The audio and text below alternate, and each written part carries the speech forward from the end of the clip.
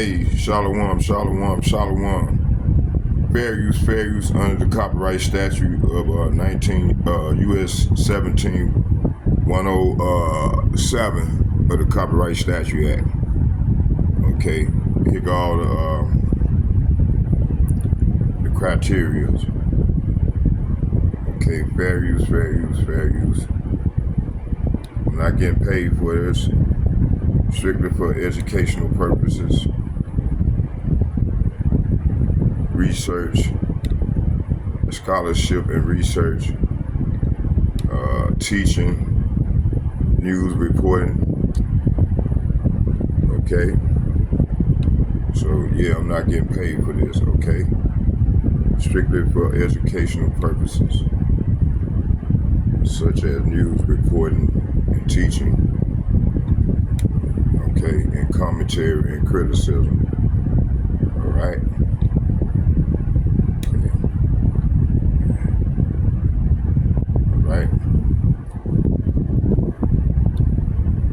All right. All right. So let's watch this video. Y'all bear with me here. This is a video from sister who you know I used to watch when I first came into the truth. Her and her husband, they into the truth, but they be calling on Yahawah, Yahawashi, and Yeshua, and so on and so forth, and that's not the Lord's real name.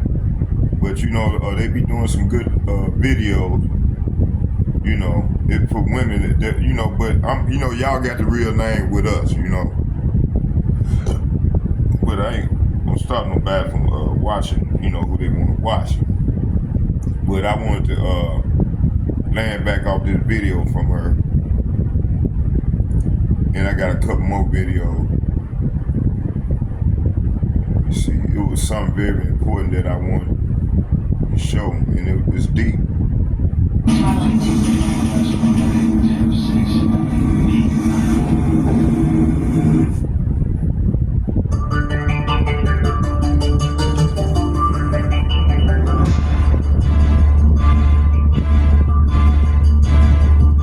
Let it play, and I'll come back with reporting.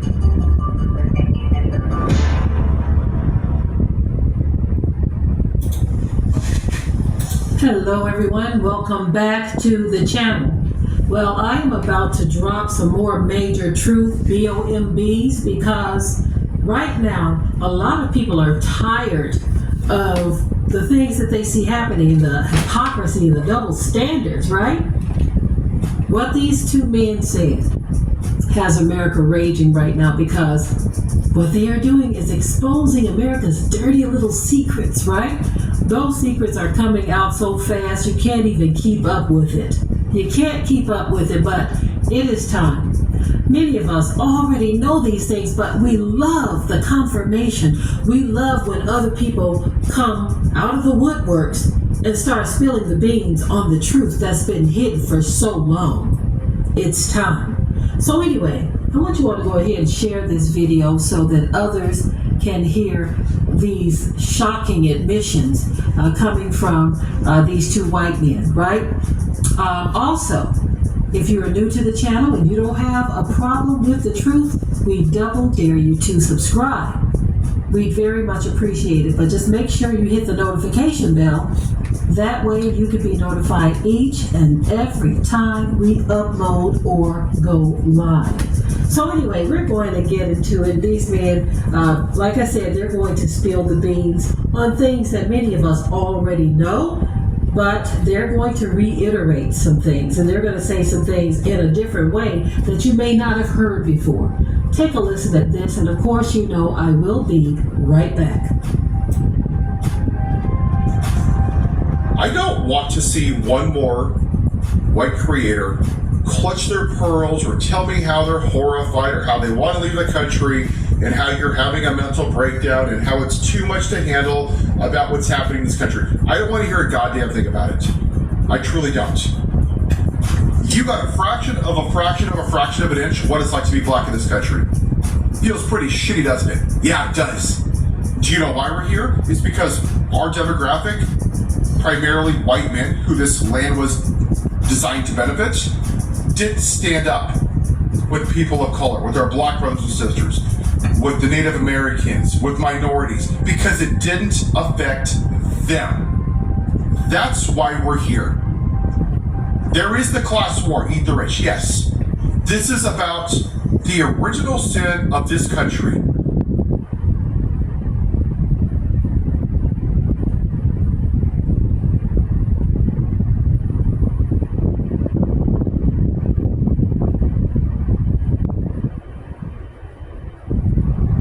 Make America white again, because that's what they want. Last night I was on a live, and this lady was just heartbroken. She's like, I don't know, like we had, 75 years of progress, and it's all being taken away. And I asked a question, and I think it's the right question.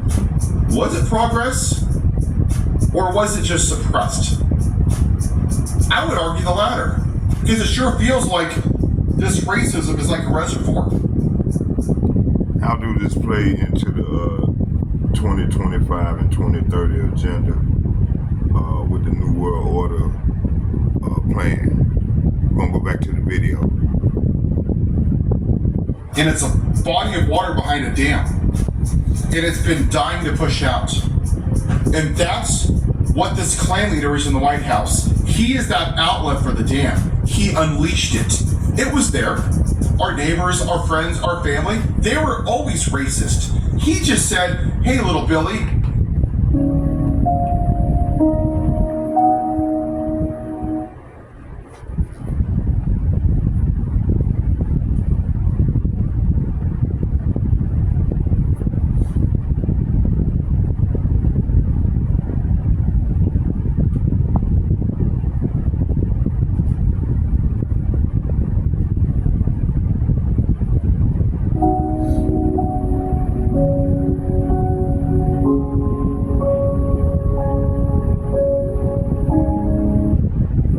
They were always racist. He just said, hey, little Billy, hey, it's okay. Don't hide anymore. Take off your white hood. Don't hide your face. Do it in public.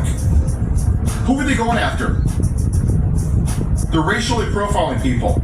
DEI, CRT, equality, Charlie Kirk, the white supremacist. Hey, if the pilot's black, do I know that they're qualified? Has he ever said that about a white pilot? Of course not. Who did they pick? The most unqualified, bumbling idiot. A convicted felon, caused an insurrection, cheats on his wife, sexual abuse. But hey, you know what? He's white. So when you see a lot of these evangelicals, because I see a lot of them in my family, middle-aged white, praise Jesus, praise Jesus. Yeah, you think Jesus wants a man like this? You think he's a great reflection? No. I'm going to tell you why they support him.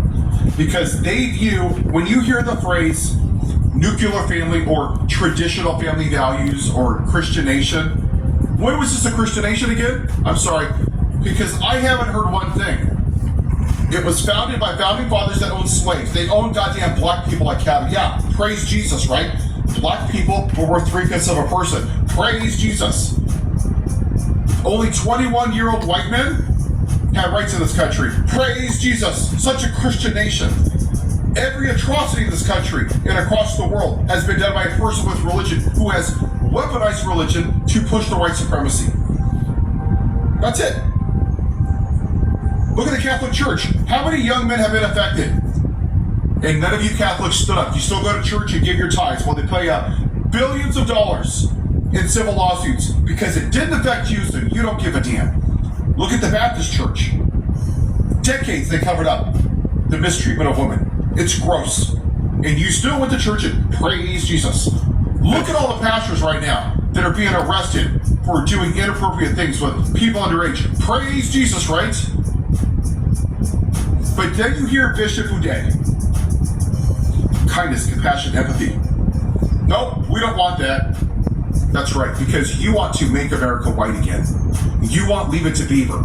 You want a white kid in a white ice cream shop sitting next to a white cop being served by a white ice cream server. That's what you want. And for all of you middle-aged white people, you are scared to hell that that's going away. And when you hear Fox News, they have posted 244 pieces about trans people since February. Nothing about gun violence, nothing about universal health care, nothing about giving people a living wage, actual policies that would make people's lives better. Because it questions their version of the traditional family. And when you hear that, let me be very clear.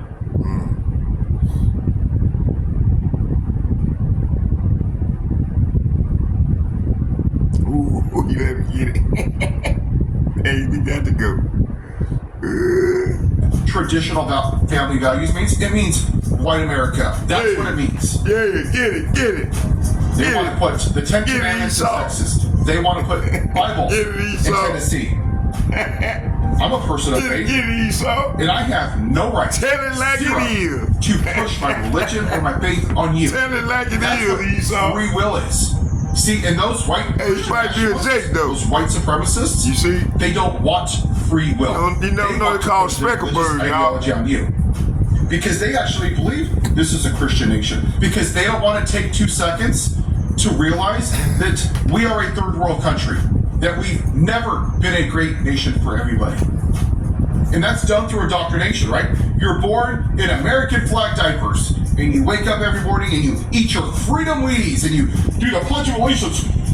Best country in the whole universe ever by not even a close measure. Then you feed your people, and you go to work and you polish the Constitution. Tell on them, Esau. 800 trillion. Tell on them, Esau. America, yeehaw, America first. Man. See, you don't give a damn about the people that the flag represents.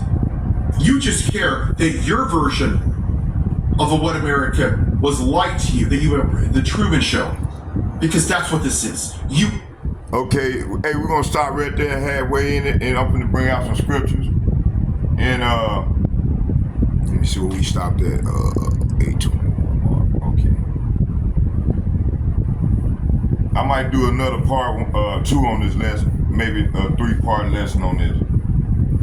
Okay, so let's go into it. All right. First, what we're gonna do is right now. See the Lord. You know, they touch the apple of the Lord's eye, man. You know, when you fuck with Jake, man, you a pen, man. See, that's why people don't understand, man. Man, the cards is decked in our favor now.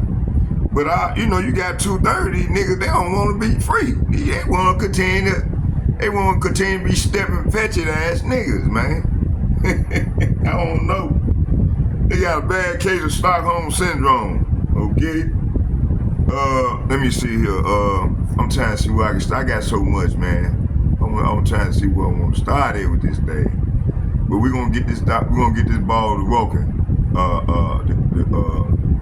cracking, boy. We're gonna get this ball to pop it like it's hot.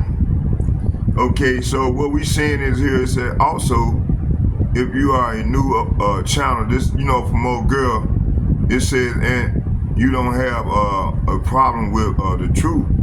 Only thing about them is they be making some good videos, but the thing is they ain't got the 100% truth like GMS. And the like-minded men on down as myself, you see. So if y'all want to take a chance, you know, brothers, y'all want to do lessons, like I'm doing right now. It's good for edification's sake, But hey, our stance is Yahawah, Bahasham, Yahawashi, and we all bring forth the same truth. Okay, that's the difference between us and them and these other camps. Okay, it says here, we doubtfully dare you to subscribe. It said, we're very much appreciated, but just make sure you hit the notification bell. Okay, that's the way you can be notified each. So they're gonna go down a bit. It said, okay, like I said, they're going to spill the beans on things that many of us already know, but they're going to reiterate some things, and they're going to say some things in a different way that you may not have heard before. Take a listen to this. He said, of course, I will be right back.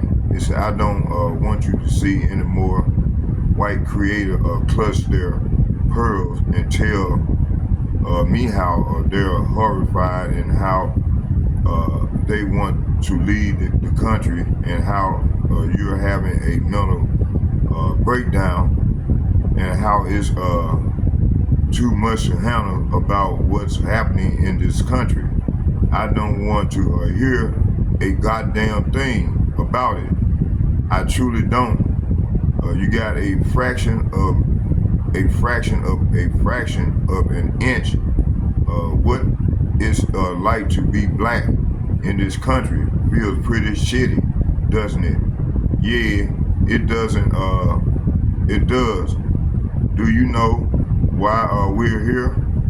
Because our demographic, primarily white men, who this land was designed to benefit, didn't stand up with people of color, with our black brothers and sisters, with the Native American, with the minorities, because it didn't affect them. That's why we're here. Okay, things is a class war. It said, eat the rich, yes. Eat the rich. It said, yes. This is about original sin of this country. Okay.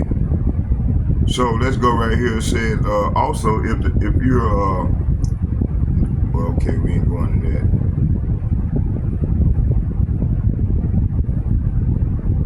Okay. So the guy, he was saying, I don't care what I don't want to see one more creator clutch their pearls or cry about how they're horrified and how they want to lead the country and how they're having a mental breakdown over what's happening in America. I don't want to hear a damn thing about it, because what your experience is just a fraction of what it feels like to be black in this country. Okay? Feels pretty damn awful, doesn't it? Now, ask yourself, why are we here? We're here because the demographic that this country was designed to benefit primarily white men didn't stand up with black folks, Native American and other so-called minorities. They stayed silent because it didn't affect them. That's why we're here. This is a class war, but deeper than that, it's the original sin of this country coming forward in full circle. Okay, let's start here. Let's go to Genesis chapter 4, verses 10. Hold on, y'all bear with me here. Let me set all my books up. Get everything set up. Yeah, see, let's hear a little, while I set up everything, we'll let y'all hear a little more of the video. Told it was great, and it's not. Right now, the way that we're acting, we're a shithole country. And a lot of people that are white don't want to hear that. Why don't you go ask black people, they think it was great. Why don't you go ask the Native Americans if it was great for them? Because this was their land. Why don't you go ask the Hawaiians when it was great for them? Because we stole their land. We took the land from Mexico. Hell, we took black people from Africa because us white people were too goddamn lazy to do the jobs ourselves. And for all of you people demonizing immigrants, I don't see your lazy asses out in the field doing the jobs. Why is that? Because you just didn't want non-white people here. But Paul, I want them here legally. Great, let's talk about that. These people have been here for 30, 40 years. The system is screwed up, yes.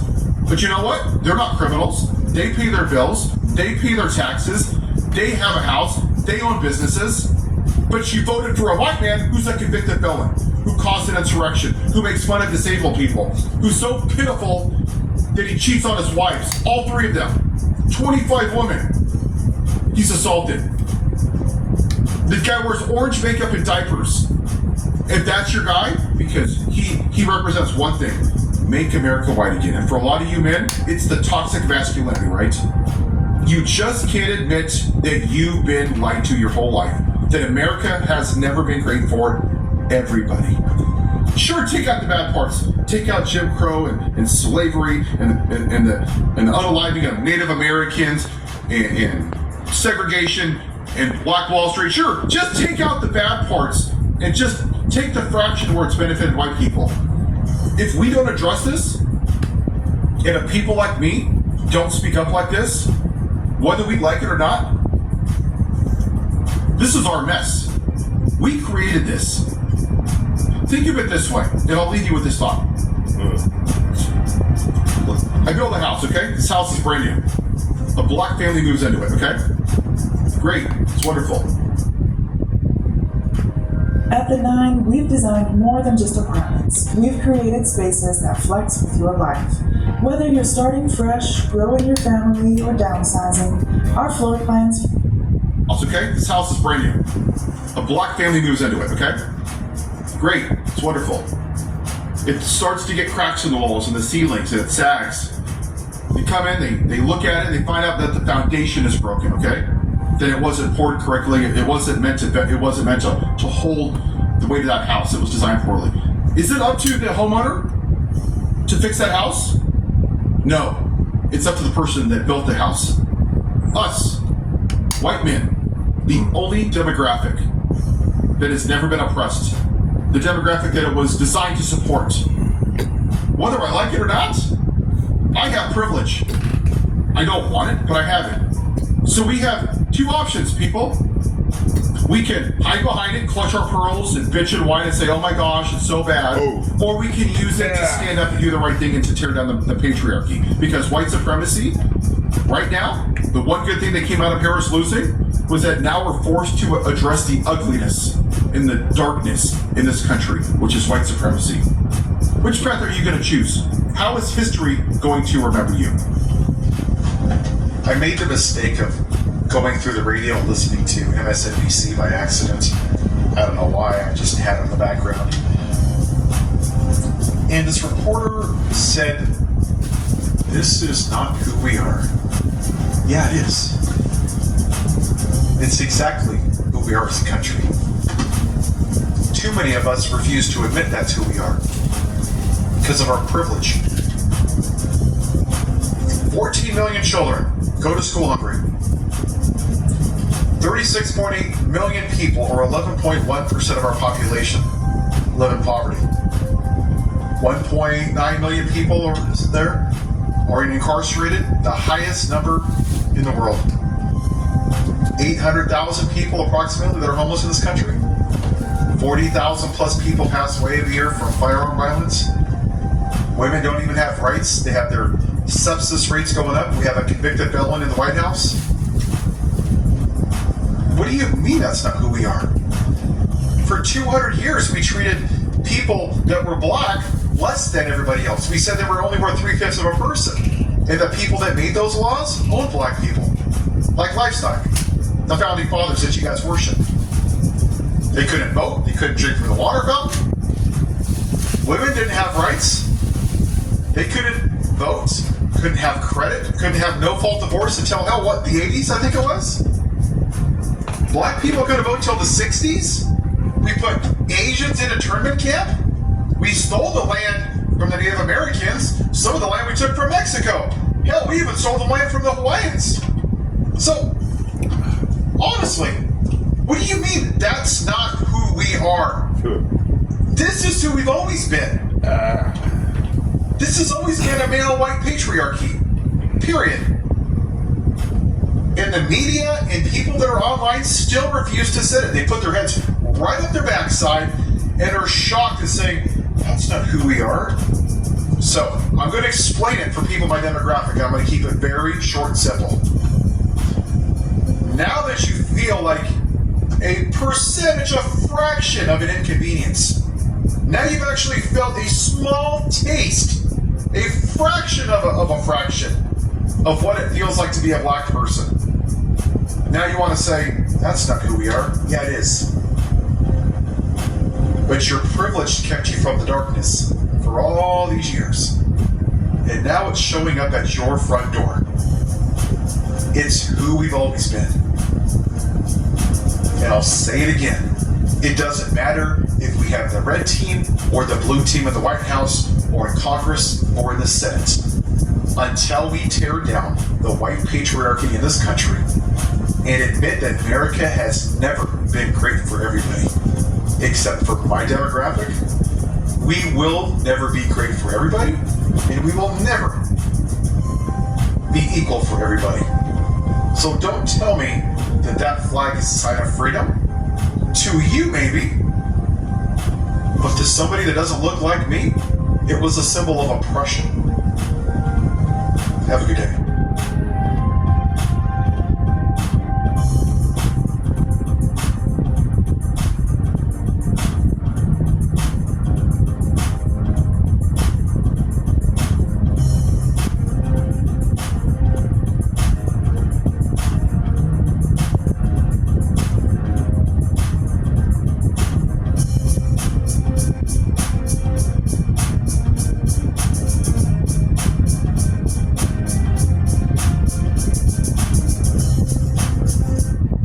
Law Tigers, they make sure you get paid, and they make sure you get max payment. 3 years ago, I got ran over by a guy texting his wife, not paying attention. All right, I got one more, y'all. Oh, right here. We're gonna go right here. What is it like to be the most censored man in Scotland? Well, there's one person. Hold on, y'all. That ain't what I want to see. Let me see. I got one more. It was another one. Where this dude hit this lady, man, and that was fucked up. Hit that old lady, man. That was fucked up. Right here. Stop speaking to me. We supposed to be taking all this back to my house. And shit. Watch this, y'all. Look at this shit here. Show you how what they do. No knowledge, man.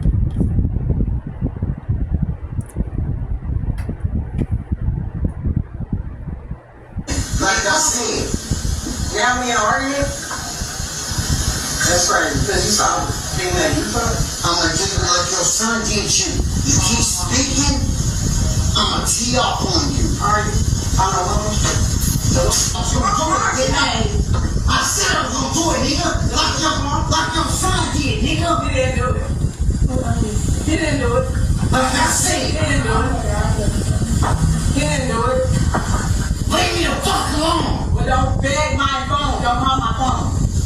I said, cook your shit. Leave me the fuck alone. I'm doing all this out here. I said what the fuck I said. You got it? Bet.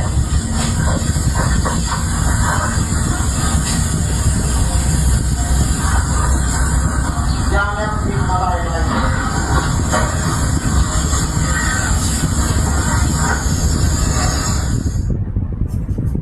Hey, Shalom Akim Shalom. Hey, Yahawah Shab Rakatham. Before I start, I want to give all praises to Yahawah. Hey, y'all want to see the video in its entirety? The brother video. This is his channel from GMS. Subscribe to the brother channel. He be doing beautiful lessons. I don't know. I think I might have sent the video out. If I haven't, but this here goes the station right there, his channel. And I was sending it out most definitely once I get done with the lesson. Okay, I got yeah, right here.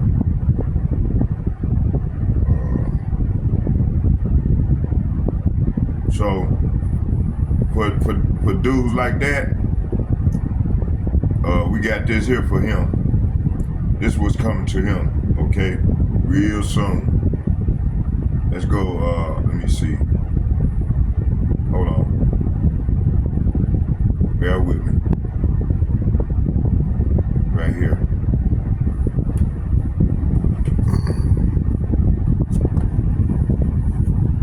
Hey, this brother here, brother Bunyan Yasharala. This is station right here. Well, y'all got his channel already, so subscribe to the brother channel.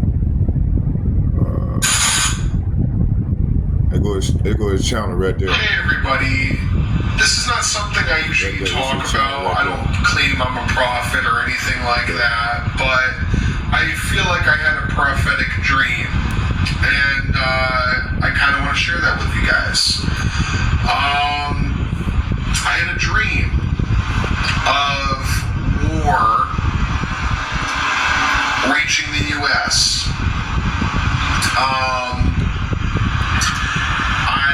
All I remember is nuclear war. There was nuclear explosions happening all around. And I remember looking out my window in the dream, and it felt super real. And basically, the nuke went off less than a couple miles from my home. Pretty much what happened is the impact of the sonic wave or whatever from the explosion reached me, and I just remember instantly dying because like the place just was like wiped off the map. Everything was just gone, and that's what I just remember.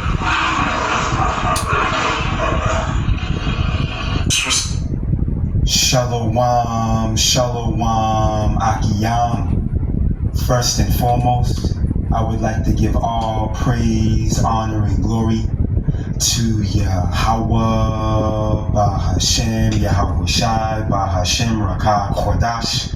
I would also like to give a double honors to the elders and apostles of Great Millstone, where I learned this 144% truth.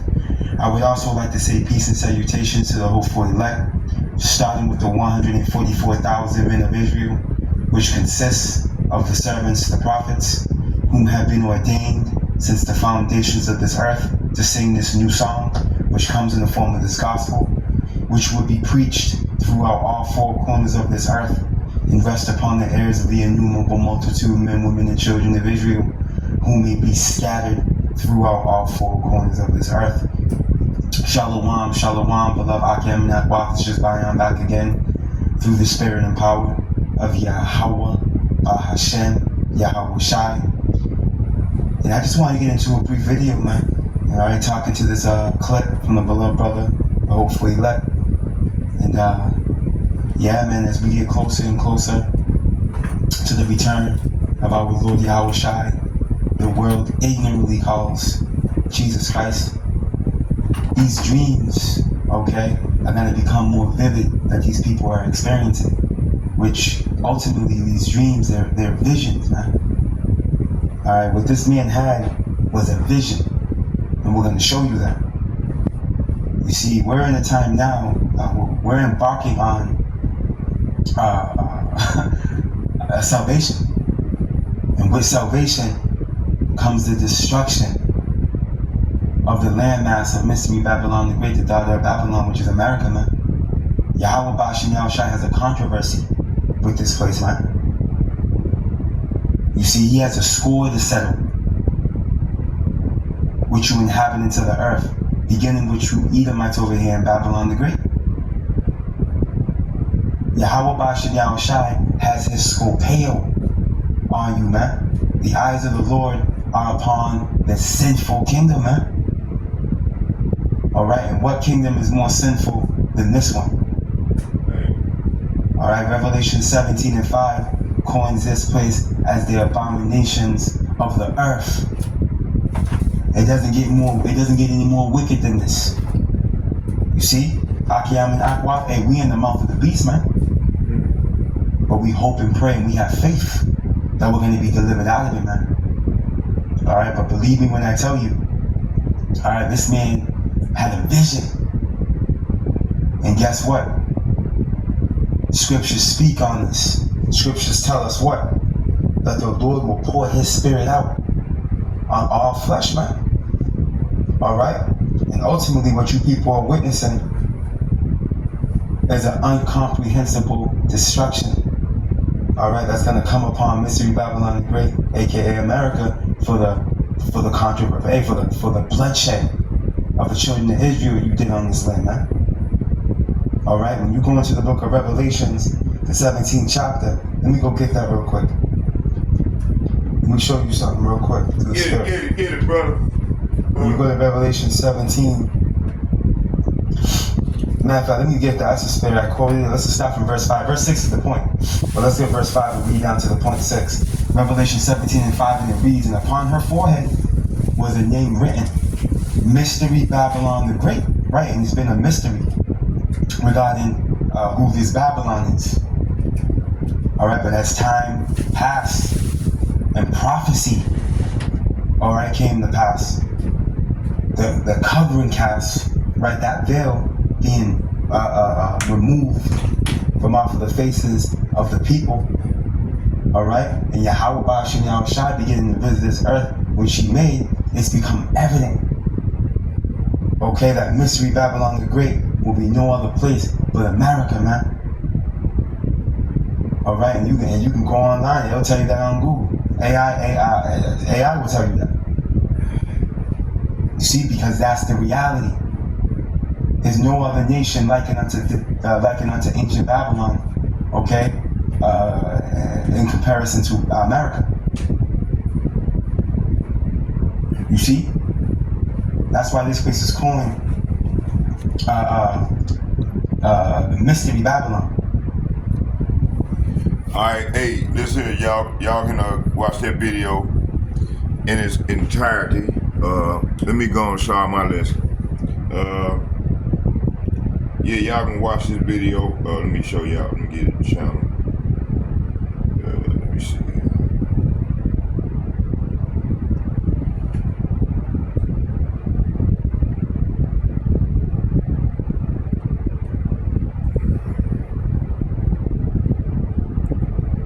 Hold on.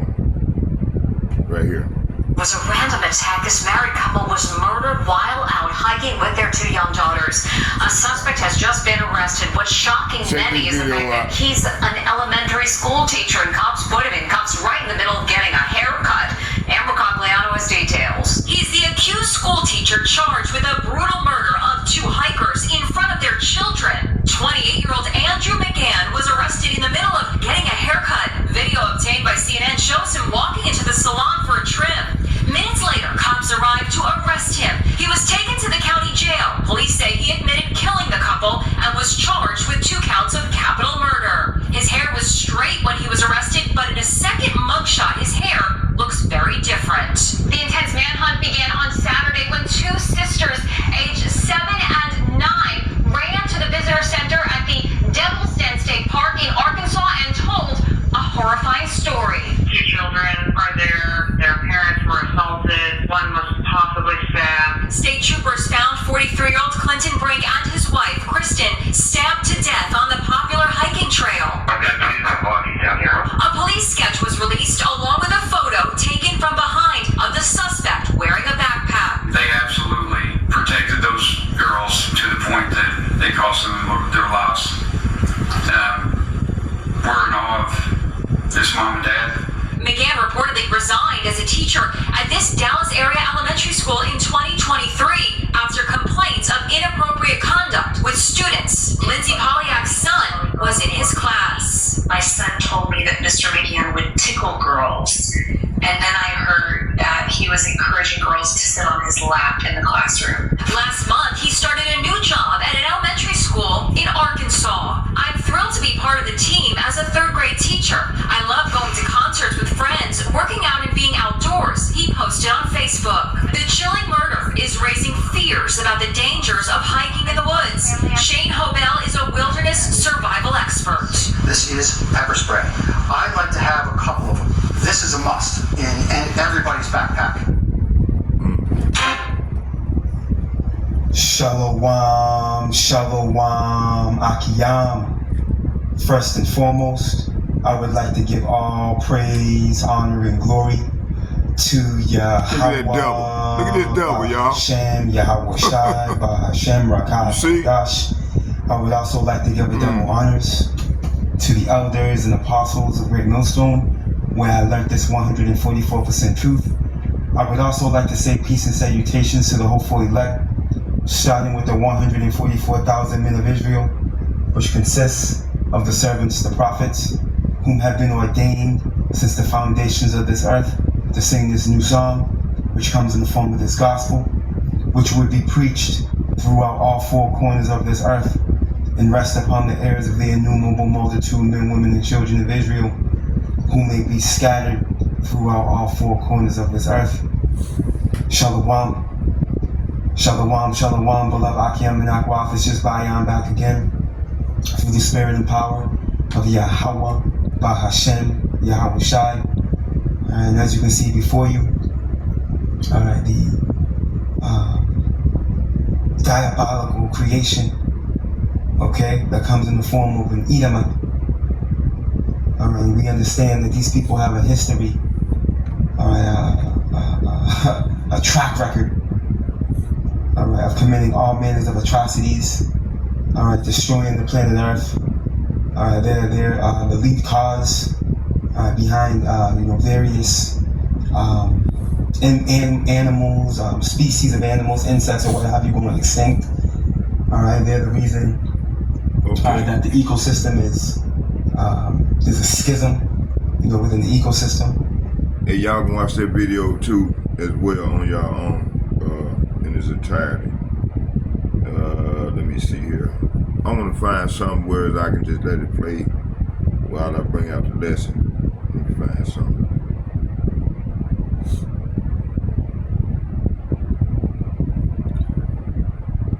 Y'all can watch while we go through this lesson. Let me find something.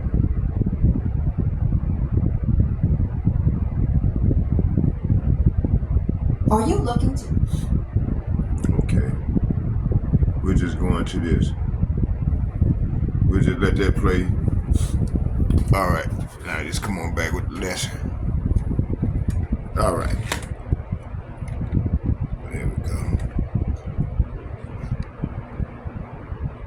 All right. Yeah, man. We living in some exciting time, man. It's dangerous.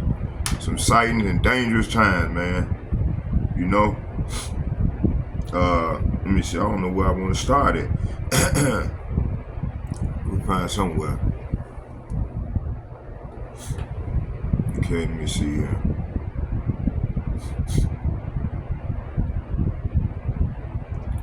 What I want to do is I want to go here.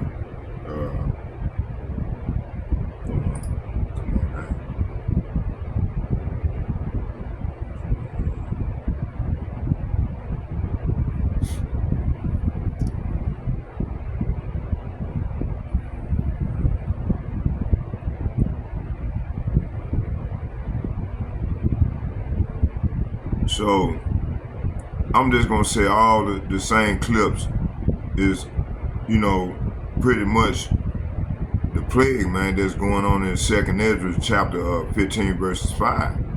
The Lord is bringing that evil, man, that He said we're gonna bring in these latter days, pursuing 2nd Ezra the 14th chapter, verses 7 through 20. Okay. And what our people have, what they have gave us is a false illusion. It says here,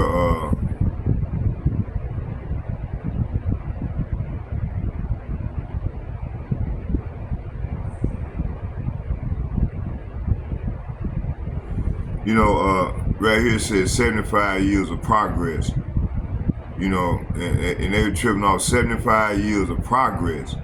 And it's all being taken away. Man, listen, man, we still in slavery. And ain't been no progress for us. Some stuff that the brother video that was talking about that boule, how that shit got formed, And then you had these old house niggas, man, they signed off on it and making their pocket fat, but they said fuck the rest of the people. We just keep on feeding them the bullshit.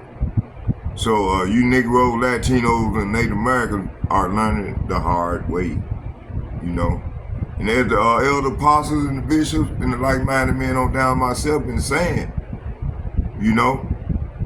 But hey, y'all people still want to believe in that fake Christianity bullshit, that slave plantation bullshit, you know? So let's go right here. I'm gonna start right here in 1 Thessalonians chapter 5, verses 3. Okay.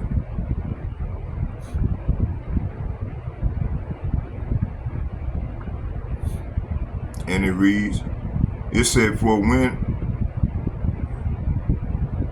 I'm gonna start at 2. It said, for yourself know perfectly that the day of Yahawah, Bahasham, Yahawashi cometh as a thief in the night. So the Lord coming back like a thief in the night, man. You know, hey, these white folks, man, they can't save themselves, man. These fuckers having nightmares and shit, you know, about what's about to come on the earth, right? And like I've been saying, and like the brothers been saying, man, it ain't gonna be no fucking peace until the Lord come in and take this devil down. So y'all, you so-called black folks want to continue to be called black folks and continue to trust in this devil. Hey, man, listen. Hey, this devil going down and the Lord is coming with smoke. So y'all, if y'all want to continue to join on and stay joined on to the devil, get ready for the smoke. Get ready for the fire, okay? So the Lord says, for you know quite well that the day of Yahawah, Bahasham, Yahawashi return will come unexpectedly like a thief in the night.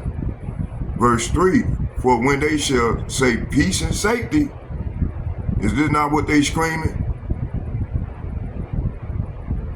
Then sudden destruction come up upon them as travail upon a woman with child, and they shall not escape. See, so this is what's coming to the wicked. 2/3 of our people that join unto this devil. What would the world call progress was simply a containment of evil, not its removal. The illusion of equality, unity, and advancement was part of a global pacification. You know, like they pacify, getting you pacified. Okay?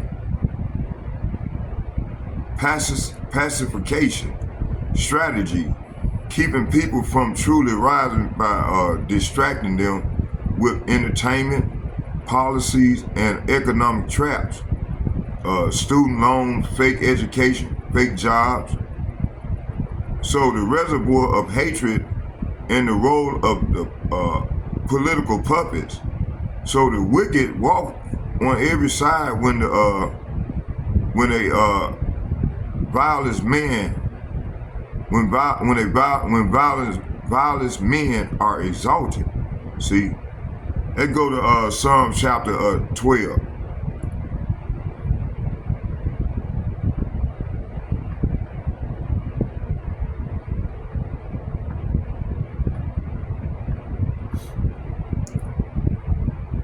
It said, thou shalt keep them, O Yahawah, thou shalt preserve them from the generation forever. Okay, let's start at 6. Psalm chapter 12, verses 6. It said, Yahawah, Bahasham, Yahawashi promises are pure, like silver refined in a furnace, purified 7 times over. Therefore, Yahawah, Bahasham, Yahawashi, we know you will protect the oppressed, preserving them forever from the lying generation. See, this devil is a lying generation, man. Verse 8. Even though the wicked strut about and evil is praised throughout the land. See, so the Lord gonna protect his elect. Okay. So the political leaders of Babylon, talking about America, are nothing but controlled puppets. They aren't chosen to solve problems. They are chosen to stir the pot. that dam of racism, they're busting it open now on purpose to collapse the system and blame it on a divided citizen. Okay, this is the manufactured chaos, classic Hegelian dialectic, okay? Pressure from below and pressure from above, okay? Two of the same parties of the same bird, the Republican and the Democrat Party, okay? All of them is puppets, okay? It's a problem, reaction, solution. Their goal is to bring the New World Order through total social breakdown, okay? 2025 and 2030, the aim agenda of collapse. According to 2030 Agenda, World Economic Forum, the NWO blueprint, the following steps are supposed to happen. 2025 major crisis, social, racial, financial triggers, mass destabilization.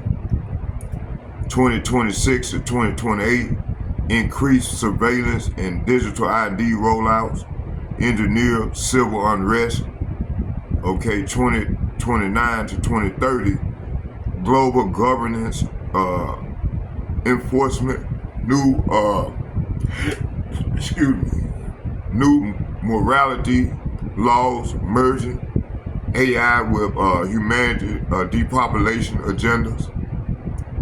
So the release of racism, hate, and division is strategic. It justifies their reset, see? Okay, let's go to 2nd Ezra chapter 15. And I'm gonna read to 18.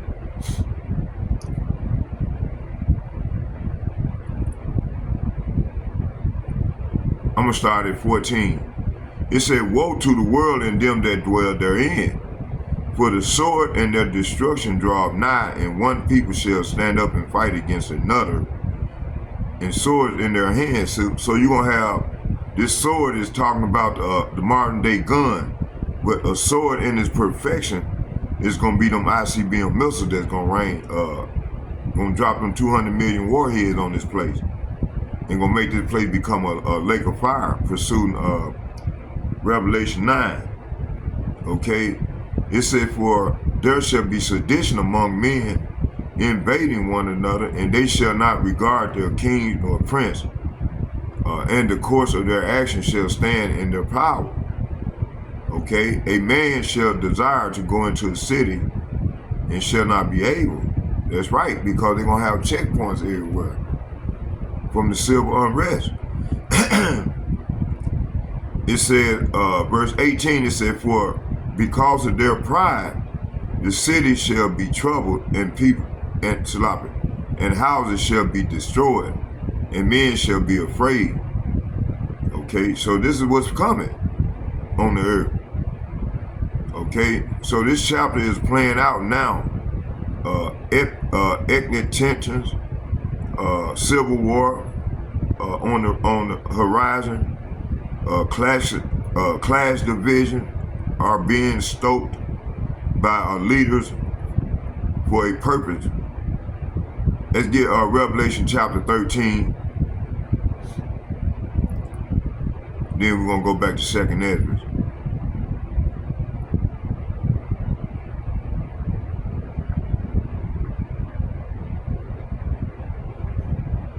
Revelation 13, verse 16. Let's start at 15. It said, and he had power to give life unto the image of the beast, that the image of the beast should both speak and cause as many as would not worship the image of the beast should be killed. And he caused of all, both small and great, rich and poor, free and bond, to receive a charagma. That mark, receive a mark. The mark is the charagma in their right hand or in their forehead. Okay, let me show this because I got new people on here. All right?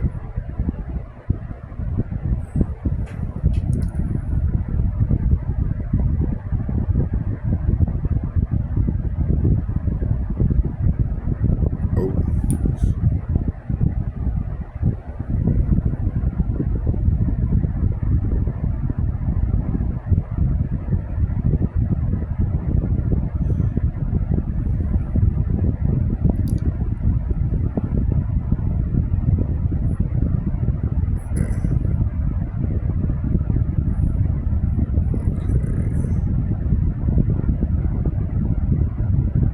See, Karagma.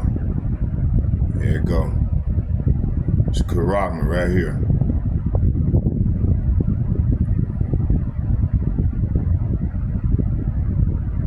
Right there. Okay, Karagma. Alright.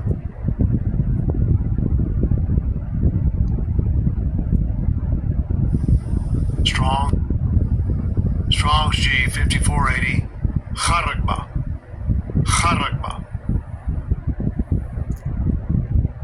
Okay.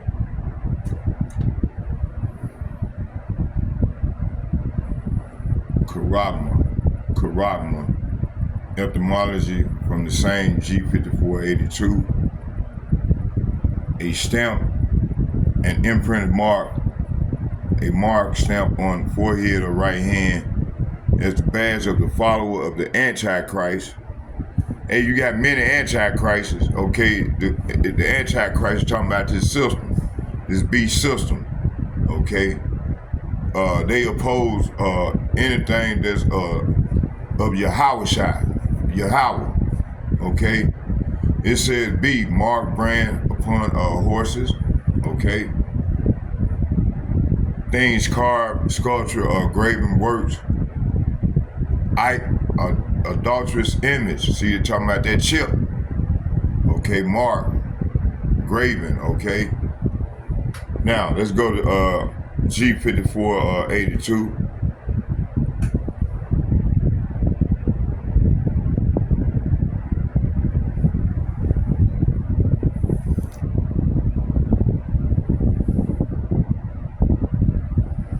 Strong's G 5482.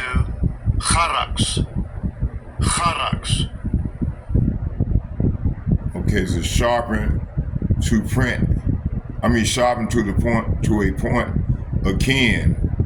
1125 through idea of scratching. So they're gonna place that paraphernalia that they're gonna use. They're gonna use that. It's about the size of a pencil. Okay, and it's got a point on it with a hole in it where they're gonna when they punch your skin and then pull it out, that chip gonna be off inside your ass. Okay, that's the scratching. Okay, right there. Palisade between the stone, timber, heap on packed together. Trench definition. Okay, to sharpen the idea of scratching a stake. See, by implication, a palisade, a military mound for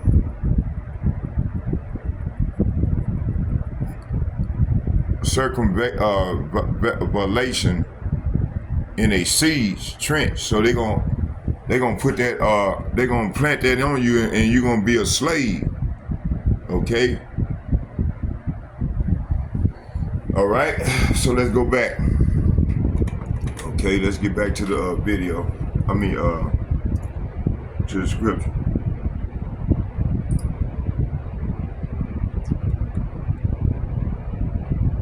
Let's get verse 17.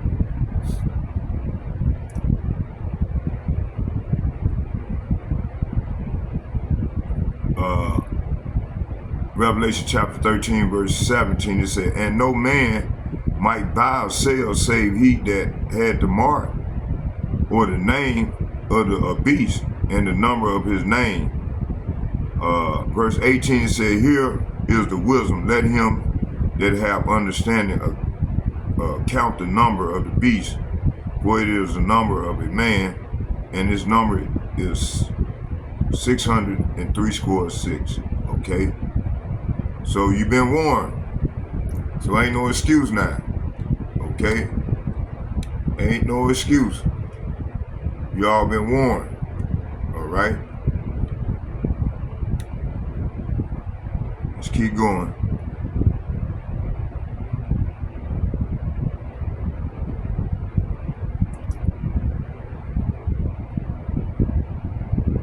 So the raw, unfiltered monologue is explosive, but it also prophetic, a direct reflection of the deep moral fraction, racial deception, and fake religious nationalism that is driving America towards a judgment.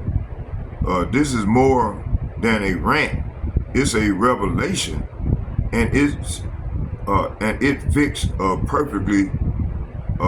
It fits perfectly into my lesson. One, the fall of spiritual Egypt, aka America, biblical judgment on hypocrisy. The third point, Esau's lies, fake Christianity, and white supremacy. 4, Agenda 2025 through 2030, the beast system rising. See, this is what they want.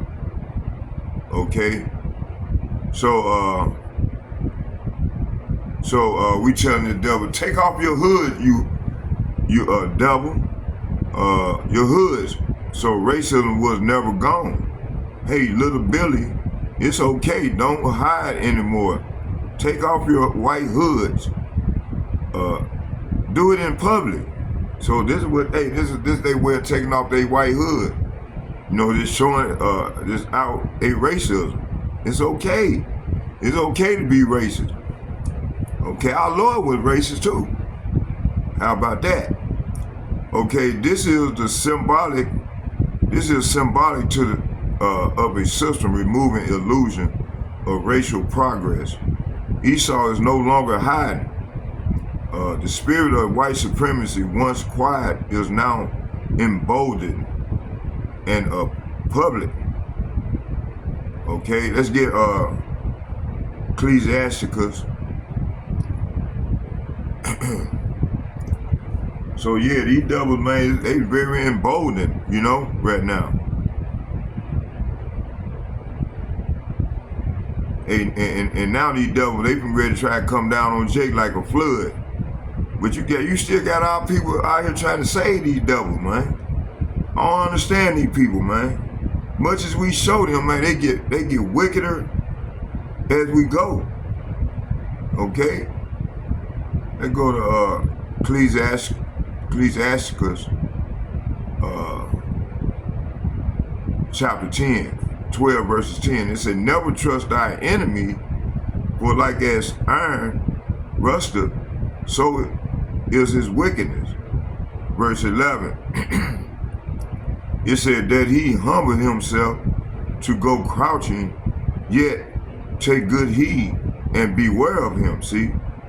And thou shalt be unto him as if thou hadst wiped a looking glass, and thou shalt know that his rust has not been altogether wiped away, see? So, verse 12, it says, set him not by thee, lest when he have overthrown thee, he stand up in thy place. Neither let him sit at thy right hand, lest he seek to take thy seat. And thou at the last remember my words, or be pricked therewith, see?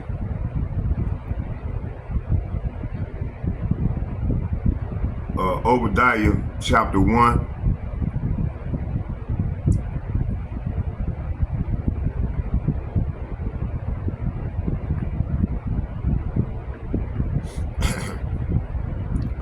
Obadiah chapter 1. I'm going to start at 1. It says, the vision of Obadiah, thus saith Yahawah, Bahasham, Yahawashi, concerning Edom. We have heard a rumor from Yahawah, and an ambassador is sent among the heathen. Arise, yea, and let us rise up against her in battle. Okay. Verse 2, it said, behold, I have made thee small among the heathen, thou art greatly despised. Verse 3, the pride of thy heart has deceived thee, thou that dwelleth in the clefts of the rocks, whose habitation is high, that saith in his heart, who shall bring me down to the ground? Verse 4, though thou exalt thyself as the eagle, and though thou set thy nest among the stars, thence will I bring thee down, saith Yahawah. Verse 5, if these came to thee, if robbers by night, how art thou cut off? Would they not have stolen till they had enough? Hey, these devils don't never get it. They don't get enough. This is how they is. This is how they get down. It said, if the grape gatherers came to thee, would they not leave some grapes? Verse 6, here go the point. It said, how are the things of Esau searched out? How are his hidden things sought up? So right now this devil is being exposed, you see, at a high level. Okay, so they 2025, 2030 agenda is being exposed. It said 2025 will be the full reveal and the rise of racial tension. The elites want chaos to justify martial law, surveillance, and removal of rights. Okay, see, this is what it's all about. They trying to strip people of their rights. Okay, and evangelicals don't serve the true Mashiach. Middle-aged white praying Jesus. You think Jesus want a man like this? Okay, Christian nationalism is a false religion created to protect white supremacy under the name of Jesus, Caesar Borgia, not Yahawashi. These are Edomite churches preaching a Roman idol, preaching and praying to a Roman idol. Okay, let's get 2 Corinthians chapter 11 verse 4.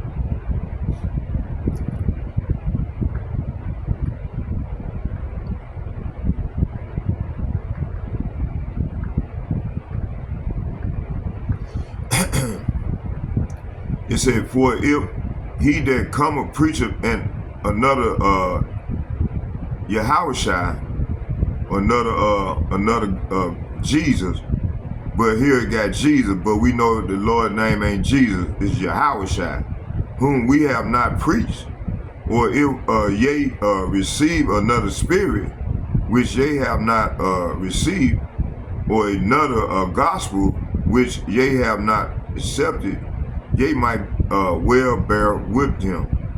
Okay, so we got to bear with these wacky-tacky Christians preaching this other Jesus. Okay, let's get Matthew chapter 15.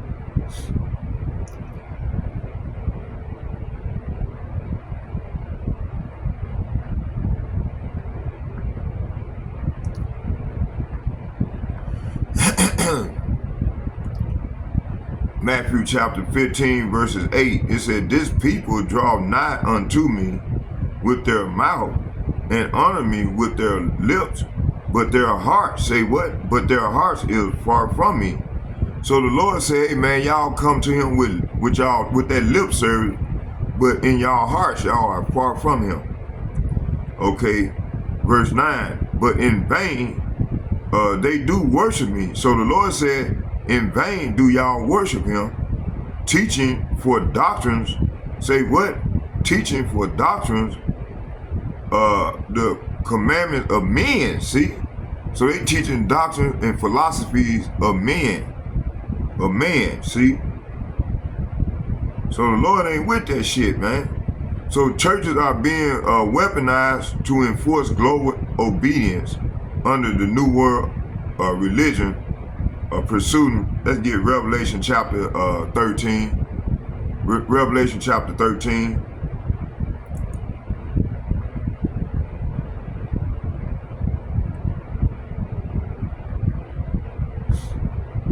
It started at 11. It said, and I beheld another beast coming up out of the earth, and he had two horns like a lamb, talking about the Democrat and Republican Party, and he spake as a dragon, okay, talking about Esau Edom, that's the dragon. It said, and he exercised of all the power of the first beast before him, and caused the earth and them which dwell therein to worship the first beast. Talking about the first beast, which was the Roman Empire. You know, Rome before they fell. You see, so and Britain came out of that Roman Empire. You know, so that's where America got their power from, Britain. Okay. This is what this is talking about. Which dwell therein to worship the first beast, whose deadly wound was healed. Verse 13, it said, and he doeth great wonders, so that he make fire come down from heaven on the earth in the sight of men. So this happened in Hiroshima and Nagasaki in World War II. Verse 14, and deceiveth them on the earth by the means of those miracles which he had power to do in the sight of men, in the sight of the beast, saying to them that dwell on the earth, that they should make an image of the beast which had the wound by a sword and did live. So talking about the Roman Empire, it came back into power right around the Renaissance period. Okay, so we living in the revised Roman Empire. Verse 15, and he had power to give life unto the image of the beast, that the image of the beast should both speak and cause that as many as would not worship the image of the beast should be killed. See, so this is what we at right now. This is the state we're in right now. Okay. It said when we went. It said when was the Christians? When was this a Christian nation? Founded by slave-owning fathers, only 21 years old white men had rights. 3/5 of human beings. Okay. It said this nation was never righteous, while blacks was considered 3/5 of human beings. You know. Or any other person of color was considered 3/5 of a human being. Okay, according to they made up laws in their constitution. That constitution never was for us. Okay. It says here, this nation was never righteous. It was founded on stolen land, genocide, slavery, and lies. The Christian values they cry for are actually colonial control mechanism. Let's get Habakkuk chapter 2 verses 12.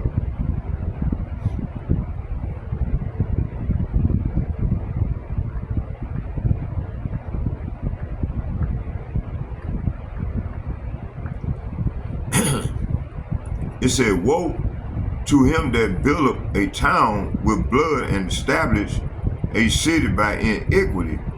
So the Lord said, what sorrow awaits you who build cities with money gained through murder and corruption. See, so these devils got a lot to pay for, man. Okay, they go to Habakkuk, Isaiah chapter 10. I'm going to read the first 2 verses. It said, woe unto them that decree unrighteous decree, and that write grievousness which they have prescribed. So the Lord said, what sorrow await the unjust judges and those who issue unfair laws. Verse 2, to turn aside, say what? To turn aside the needy from judgment, and to take away the rights from the poor of my people, that widows may be their prey, and that they may rob the fatherless. So verse 2 is saying they deprive the poor of justice and deny the rights of the needy among my people.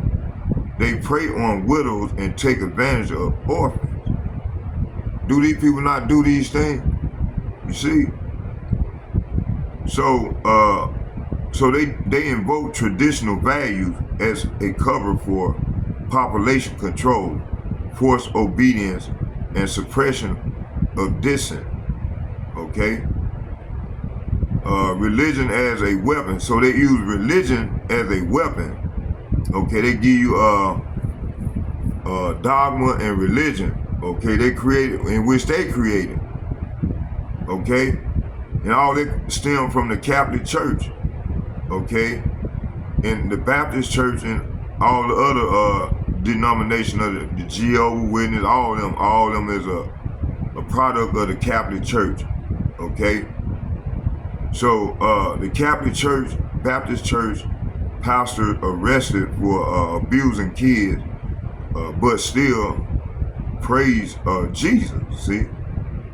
So this exposes the hypocrisy of organized religion. Churches cover up pedophilia, rape, and abuse, but no one protests because the system served white control, see?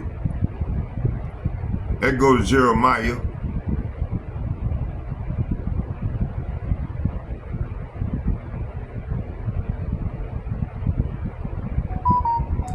Jeremiah chapter 23. And it reads, it said, at the same time, saith Yahawah, will I be a power to all the families of Israel, and they shall be my people. Verse 2, thus saith Yahawah, the people which were left of the sword found grace in the wilderness, even Israel, when I went to cause him to rest. Okay?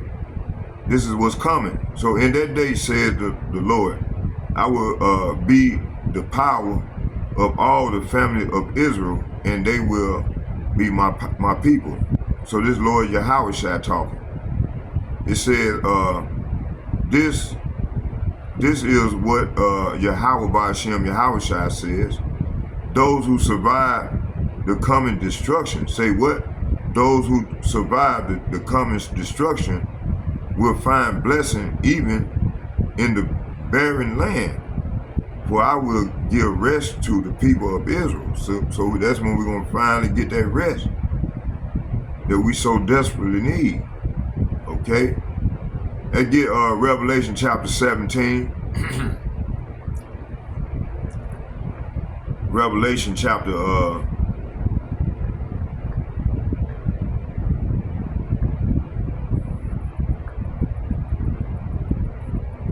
Revelation chapter 17. I'm gonna read. I'm gonna start at 3 and read to 5.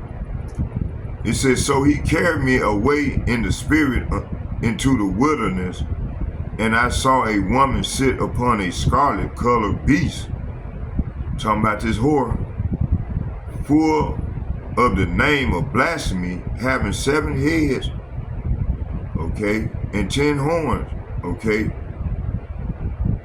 Verse 4, the woman was arrayed in purple and scarlet color, and decked with gold, precious stones and pearls, having a golden cup in her hand, full of abomination and filthiness of her fornication.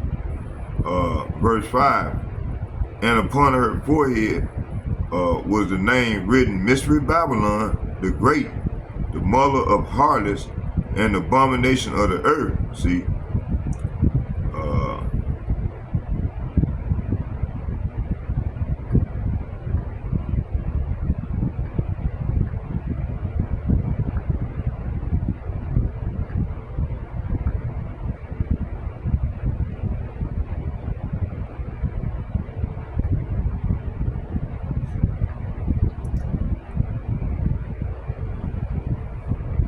okay, so he carried me away in the spirit into a wilderness, and I saw a woman sit upon a scarlet colored beast,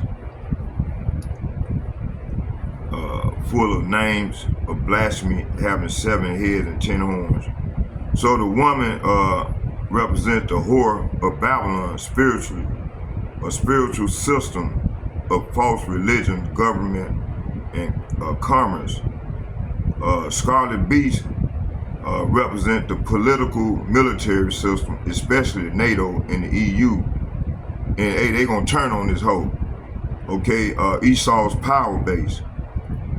Name blasphemy represent false doctrine, pagan religion, Christianity and Islam, fake Christianity, Caesar Borgia as Jesus, white supremacy cloaked in theology.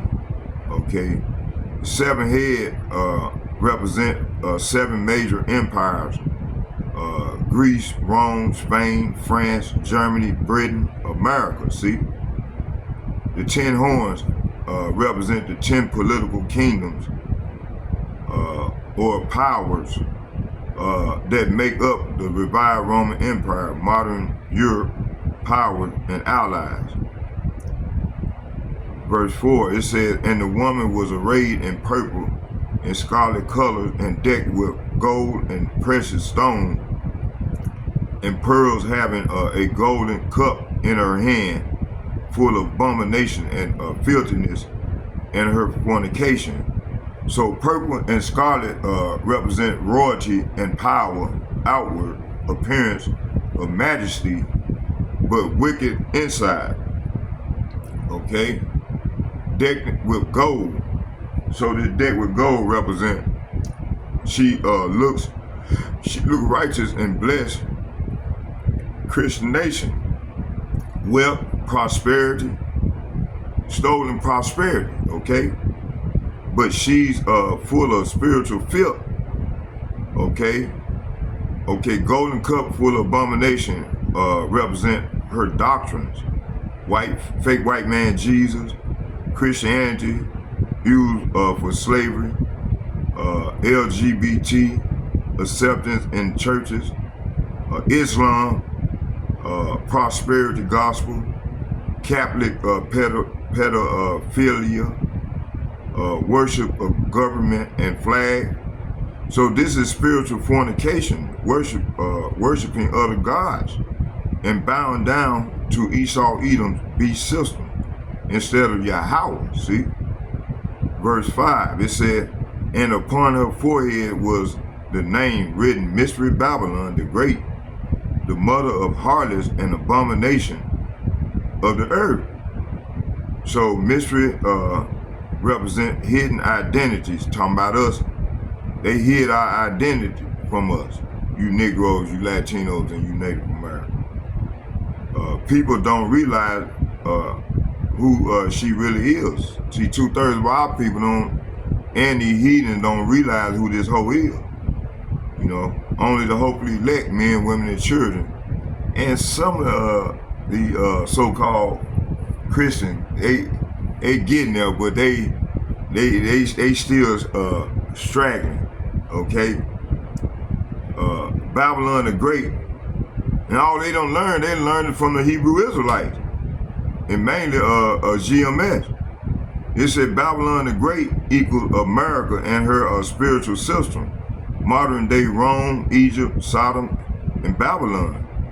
Okay, mother of harlots. So she birthed other corrupt systems, fake churches, puppet governments, globalists, NGOs, okay? Abomination of the earth represent all the wicked policies and deception spreading from her. GMO food, war for profits, false flag events, porn industry, media propagandas, trans agenda, eugenics and depopulation. Okay, spiritual application today. This passage directly exposing modern America's white supremacy theology, fake Christianity, nationalism, and Islam, and political corruption disguised as morality, religious deception as a gateway to the beast system pursued in Revelation 13. Okay, so everything's being laid out and fit exactly within Revelation 17 verses 3, as I read through 5.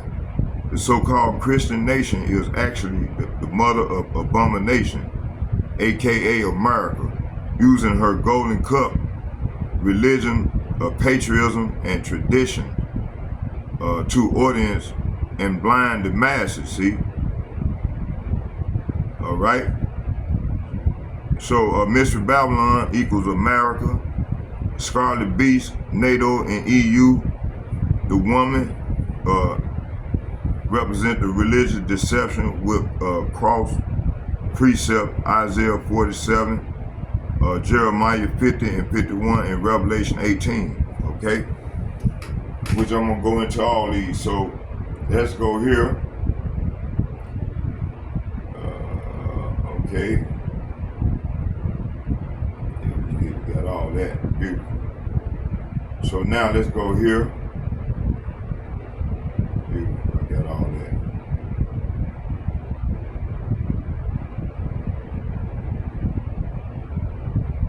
Okay. So let's go here to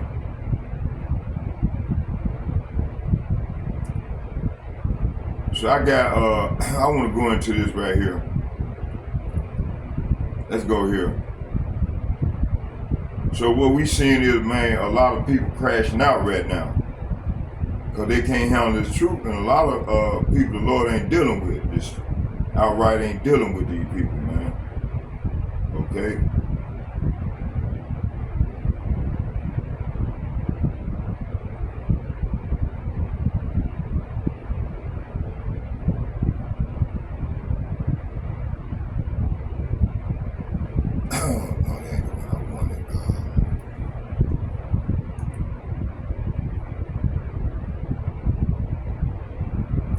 So right now we seeing the Lord won't smoke.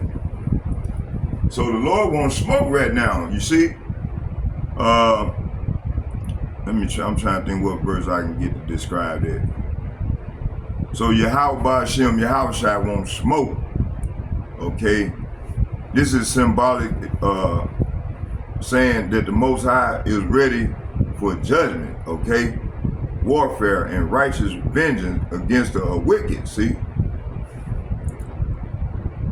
Spiritually and scripturally, because the smoke in the scriptures often represent judgment, wrath, or the aftermath of destruction, especially when dealing with Babylon, Esau, Edom, and the enemies of Israel. So let's go right here to let's get Isaiah chapter 66. So the Lord coming with that smoke. The Lord won't smoke. Okay. Isaiah chapter 66 verse 15 and 16. For behold, Yahawah, Bahasham, Yahawashi will come with fire and with his chariots like a whirlwind. So the Lord coming with his chariots like a whirlwind to render his anger. Say what? To render his anger with fury and his rebuke with flames of fire. Okay? For by fire and by his sword will Yahawah, Bahasham, Yahawashi plead with all flesh, and the slain of Yahawah, Bahasham, Yahawashi shall be many. See? So many people gonna die. Okay? The earth is, 8.2 billion people on the earth right now. So you got roughly 7 billion people finna be killed. Okay? I'm just, estimating, giving a mindly figure. Okay? So it says smoke here represent anger, judgment, and divine war. So Yahawah, Bahasham, Yahawashi isn't coming back to talk. He's bringing smoke. Say what? He's bringing smoke, meaning divine heat, righteous judgment and destruction. Okay?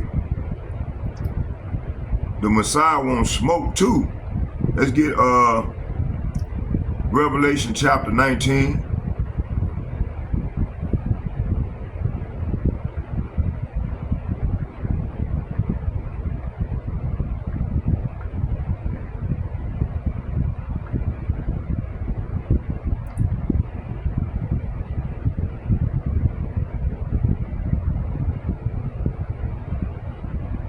I'm gonna start at. Let's start at the top. It said, and after these things I heard a great voice and much people in heaven saying, Hallelujah, salvation and glory and honor and power unto Yahawah, Bahasham, Yahawashi, our power. For true and righteous are his judgments, for he has judged the great whore, which did corrupt the earth, with her fornication, and had avenged the blood of his servants at her hand. See, this is what's coming. Let's jump down here to 11. I'm reading the right verse. Yeah. It said, and I saw heaven open, and behold, a white horse. Say what? A white horse, and he that sat upon him was called faithful and true, and in righteousness he doeth judge and make war. See, so the Lord is coming back to make war with the heathen nation, mainly Esau, Edom.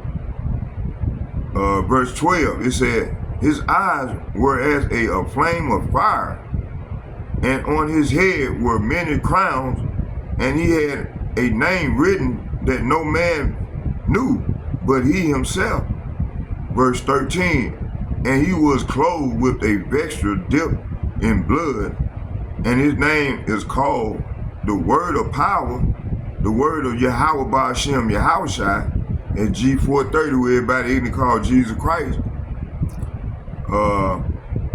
Verse 14, and the army, say what? And the army was in heaven, followed him upon the white horse, clothed in fine linen, white and clean. Verse 15, and out of his mouth goeth a sharp sword, that with it shall smite the nation, and he shall rule them with a iron, with a rod of iron, and he treadeth the winepress of the fierceness and wrath of the Almighty power. Okay, let's go here to so the Lord is smiting the nations. So this is what's coming. Well, this process has started already. Okay, it said Yahawah, Bahasham, Yahawashi is coming back for war, not peace. That's why I say he want that smoke. The Lord is coming with smoke. He wants smoke with the kings, rulers, and all those who have touched the apple of his eye. Israel, see? The Lord said, hey, when you touch his people, man, you touch the apple of his eye. See? So when these nations put their hands on us, man, they offend, man, because we the lawgiver. We just fell from our estate for violating the law, his law, statutes, and commandments, you see?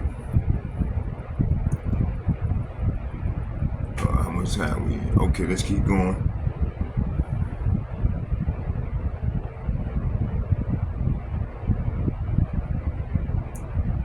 I got one more video I want y'all to see. Then we're gonna come back with some more scriptures.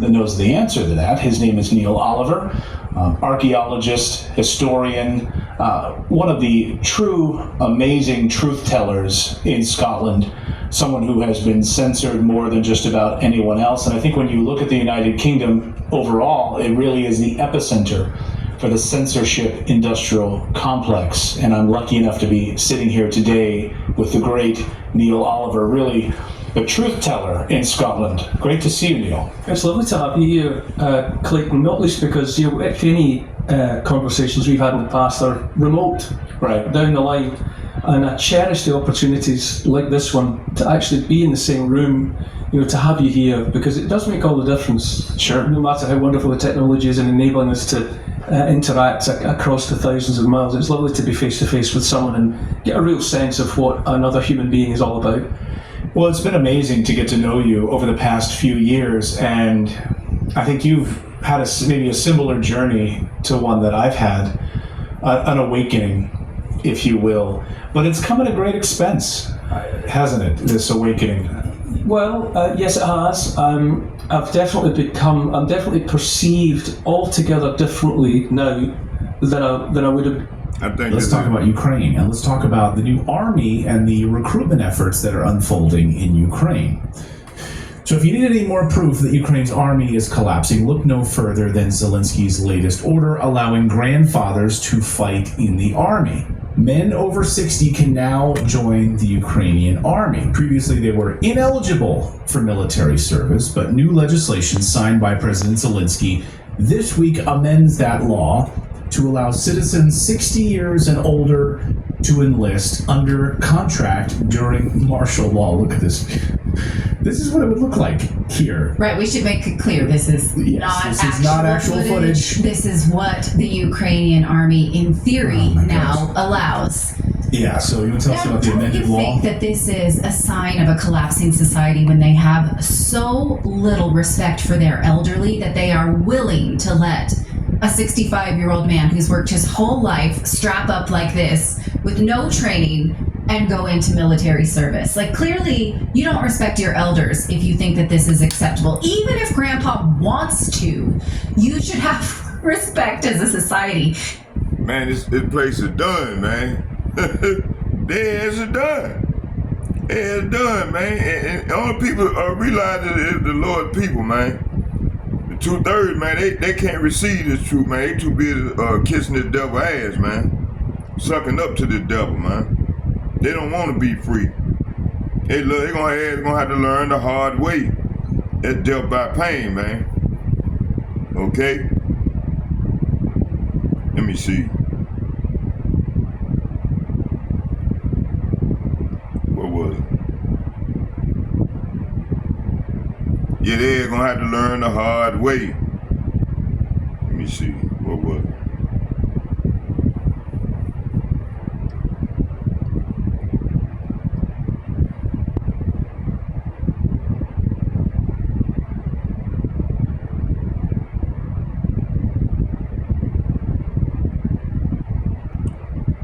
Man, these people here in Babylon got a mental contusion. I call it a mental contusion. Man, these people crazy as hell, man. Let me see what was, man.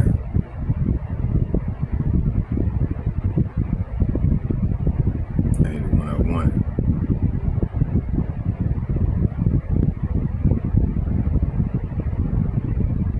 Okay, see what was it? Let's go here to,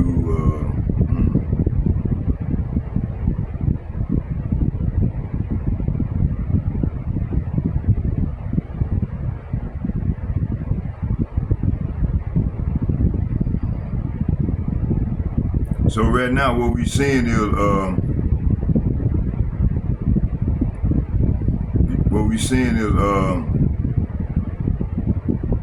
on. Let's go here to let me see.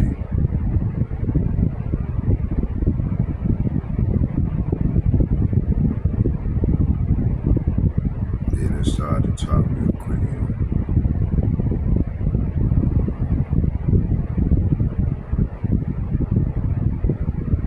So what we seeing is matter of fact, damn, I'm trying to see what y'all started. Let's do this here. Let's go to Second Ezra. Let's go there. Let's go to Second Ezra. I'm gonna read from 1 to 25, and go about another 30 minutes on this thing. Where we at? Yeah, let's go. Let's try to get Second Ezra out of the way.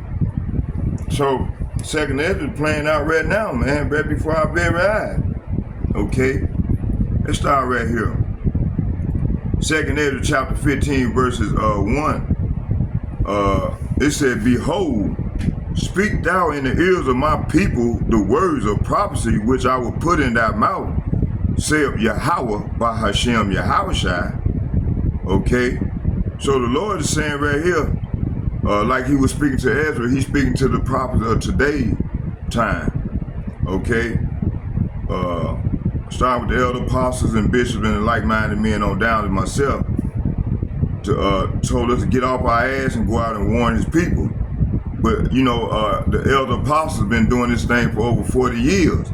Okay, and by the way, double shouts and double honor to the elder apostles. Okay, so this is a direct command from Yahawah to the prophets, okay, to warn his people, the Israelites, of what's to come. The Most High always raises up prophets to speak before judgment, see? And how this thing ties into 2030? Today the prophets are crying aloud against Agenda 2030, the digital control and the global tyranny that's on the horizon, okay? The warning are not political, they are spiritual warfare signals. The elites are laying down plans for enslavement, okay? But the Most High is countering with prophetic voices, see? Verse 2, and cause them to be written in paper, for they are faithful and true. So these prophecies are off the page right now. So this, the visions and the warnings are to be documented, just like as we now, just like we see now through the scriptures. Okay, lessons, video lessons. Video, brother, making video, you going out to the highways and the byways and expose these devils, man. So these are not fairy tales, right? They are true. These prophecies are true, faithful and true. They're being fulfilled right now in our time, okay? So all this tie into the UN and the WEF and the global think tanks also write their agendas.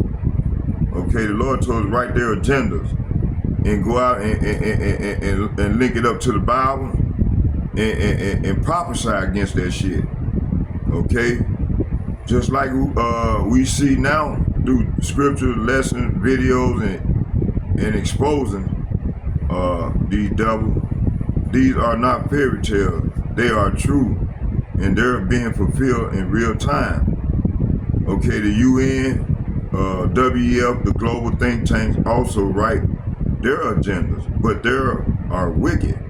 In contrast, Yahawah's words are faithful and true. The written words of the Most High stands in opposition to the digital lies of the beast system.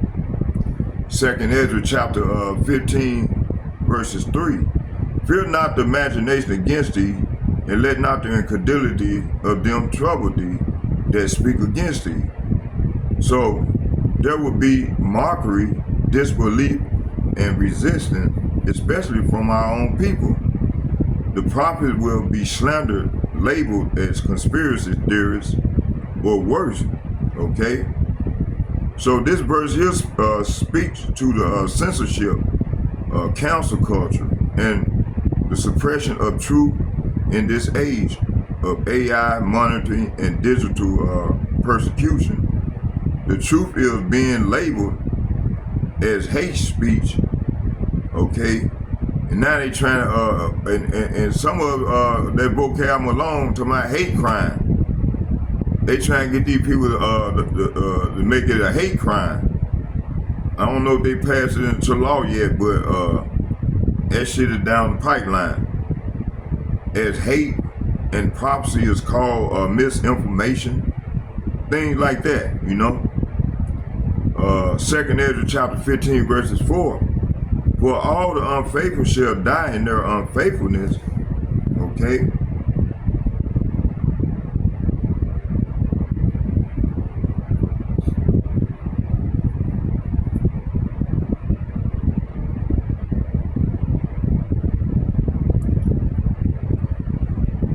Bear with me, y'all, for a minute.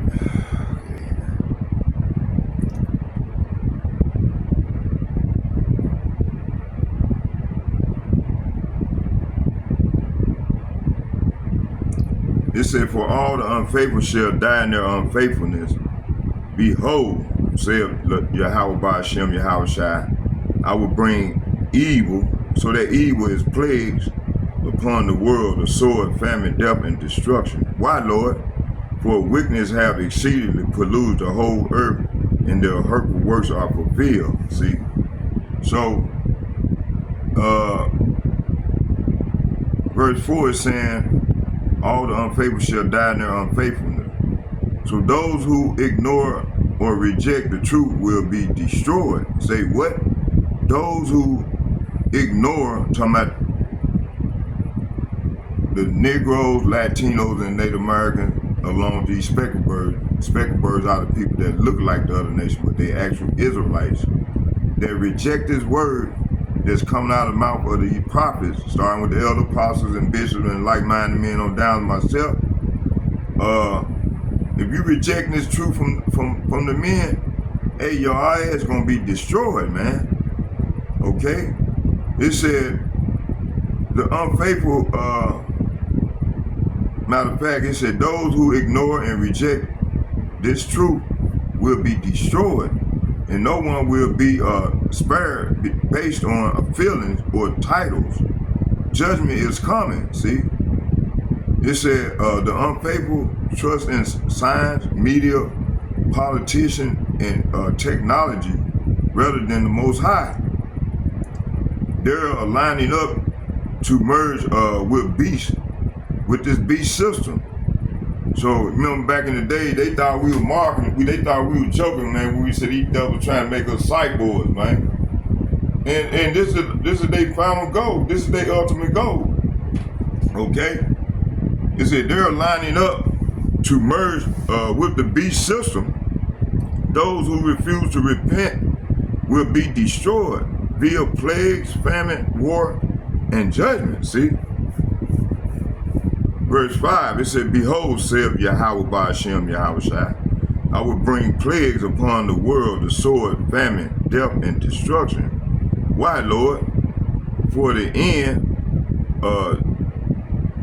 time, well, this is the end time judgment.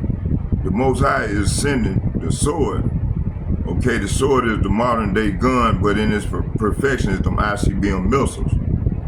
You got in war, famine, lack of food that's coming now because them tariffs finna kick in. Okay, that Donald Trump imposes on when he first came into office, got back in sworn in. It says the Most High is sending the sword, war, famine, like of food, death, pestilence, natural disasters, and destruction and collapse. Economy is gonna collapse. Society gonna collapse. You know? It said all this ties in exactly to what the elites are preparing for. Food shortages, controlled collapse of agriculture, engineered World War III, economic destruction. This gonna bring about the attempt for a great reset. Okay, they got depopulation on the agenda. So that's what this is how they're gonna kill off through all these skirmishes. This is how they're gonna get rid of 7 billion people off the earth. Okay, between now and 2030. Okay, this is their plan. Okay, it said economic destruction / great reset, depopulation agenda, vaccine, weapons. Okay, they call it sustainable, under the skies of sustainable development. Okay, all this that I just mentioned is coming under the skies of sustainable development. Remember those words. Okay, if you want to know more, go get this book right here. Go get this book. I've been trying to get y'all to get this book right here. Right there. There go the author name right there. All right. Right there.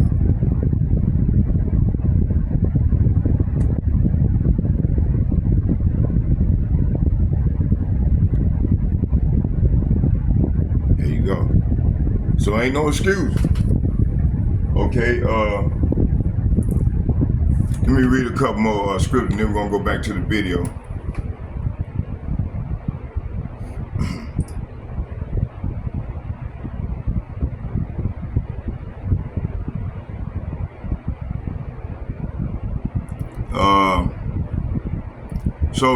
Depopulation agenda, vaccines, bioweapons, they call it a sustainable development, but it's engineered chaos. 2nd Ezra chapter 15 verses 6. For wickedness have exceedingly polluted the whole earth, and their hurtful works are fulfilled. So wickedness through philosophies, through Esau, Edom philosophies, laws, media, and rebellion against Yahawah has reached its climax. You got the LGBTQ agendas, transhumanism, child manipulation, AI worship, climate lies, global surveillance are all part of Esau Edom plan to corrupt the entire planet, pursuing Genesis chapter 6. Repeats itself, see?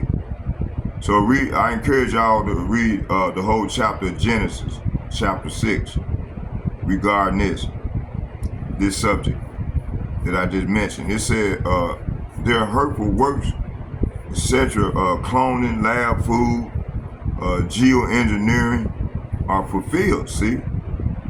2nd Ezra, let's get that, chapter 15, verses 7 and 8. It said, I'm going to start at 6. Let's start at 5. It said, Behold, saith Yahawah Bahasham, Yahawashi, I will bring plagues upon the world, the sword, famine, death, and destruction. Why, Lord? For wickedness have exceedingly polluted the whole earth, and their hurtful works are fulfilled. Verse 7. Therefore, saith Yahawah Bahasham, Yahawashi, I will hold my tongue no more as touching their wickedness, which they profanely commit, neither will I suffer them in those things in which they wickedly exercise themselves. Behold, the innocent and righteous blood crieth unto me, and the souls of the just complain continually. See? Verse 9, therefore, saith Yahawah Bahasham Yahawashi, I will surely avenge them and receive unto me all the innocent blood from among them. Verse 10, it said, behold, my people is led as a flock to the slaughter, and I will not suffer them now to dwell in the land of Egypt. See? So the Lord is getting ready to is recompense us on these people, man. It says,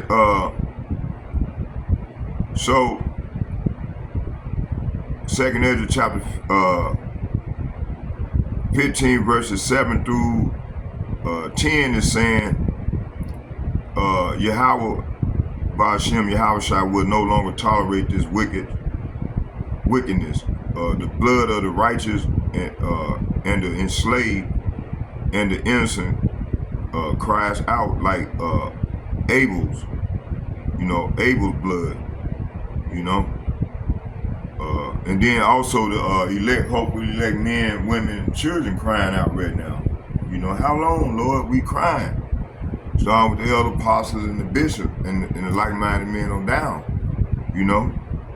crying out to the Lord.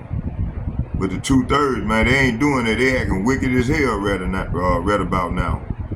Okay? You got, so all this ties into slavery, human trafficking, abortion, war. All of the innocent blood is on the hands of the global elites, especially Esau Edom. Judgment is being unleashed now and will escalate in 2025 through 2030. 2nd Ezra chapter 15 verses 9, it said, and therefore, saith Yahawah Bahasham Yahawashi, I will surely avenge them and receive unto me all the innocent blood from among them. So this is saying right here, vengeance belongs to the Most High. He's not coming for a dialogue with these people. He's not going to dialogue with these people. It's not going to be no kumbaya moment. The Lord is bringing divine judgment, you see. So just as the elites prepare for their digital ID and universal basic income, CBDCs, and a population control plan, the Most High is preparing vengeance, okay, with plagues, civil unrest, famines, and destruction of their strongholds, see? 2nd Ezra chapter 15 verses 10, it said, behold, my people is led as a flock to the slaughter. I will not suffer them now to dwell in the land of Egypt, but I will bring them with a mighty hand and a stretched out arm, and smite Egypt with plagues as before, and will destroy all the land thereof. So this is talking about Israel. The so-called blacks, Latinos, and Native Americans are being misled into traps. And it's been going on for over more, because you got these old bootleg ass niggas, house niggas that's working for the NAACP, Urban League, and all these Edomite stronghold that they set up and put Edomite niggas, look like niggas in office, in place to control the masses of our people. And then you had all these old ass-kissing ass niggas like Reverend Jesse Jackson, Al Sharpton, them, all these niggas and so on and so forth. Man, they ain't did nothing for our community, man, but made their pockets fat, man. Okay? You see? Manipulate our people. Like back in the 80s, they had a thing with these treatment centers, right? And you remember I told you I've been through like about 25, 30 treatment centers since I've been here. None of that shit helped me. Only thing helped me is, man, returning back to my power, which is Lord Yahawashi, Hamashiach. Okay, that would save my ass, okay? It says here, Israel, the so-called, and then then these people they tell them to go get a degree and be a counselor, a drug counselor. And a lot of them niggas did that and came up, got rich, started their own sober houses, treatment centers, and all type of shit. You see? Manipulating our people, man. Okay, and a lot of them niggas are worse off now than they were 20, 30 years ago. You see? Hold on, y'all, my throat's getting dry. Let me go get some water. Y'all bear with me. Let's watch some more of this video.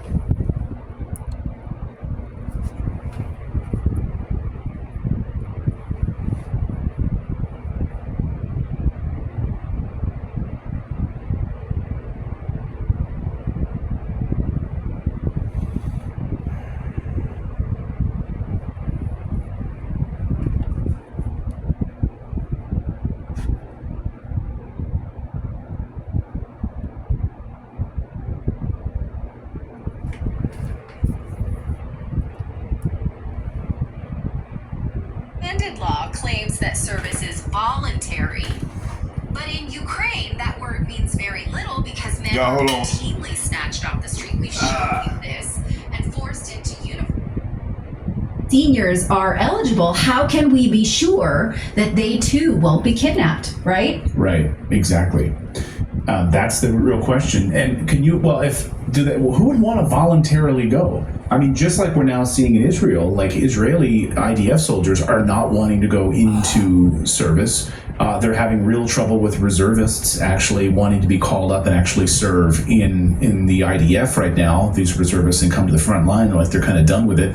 Do they want these soldiers? Do they want these elderly individuals to be fighting on the front lines? Like, they've already wiped out an entire younger generation of soldiers. They're wiping out multiple generations of soldiers. So why not just kill off the over 60-year-old population now in Ukraine? So there'll be no men left at all.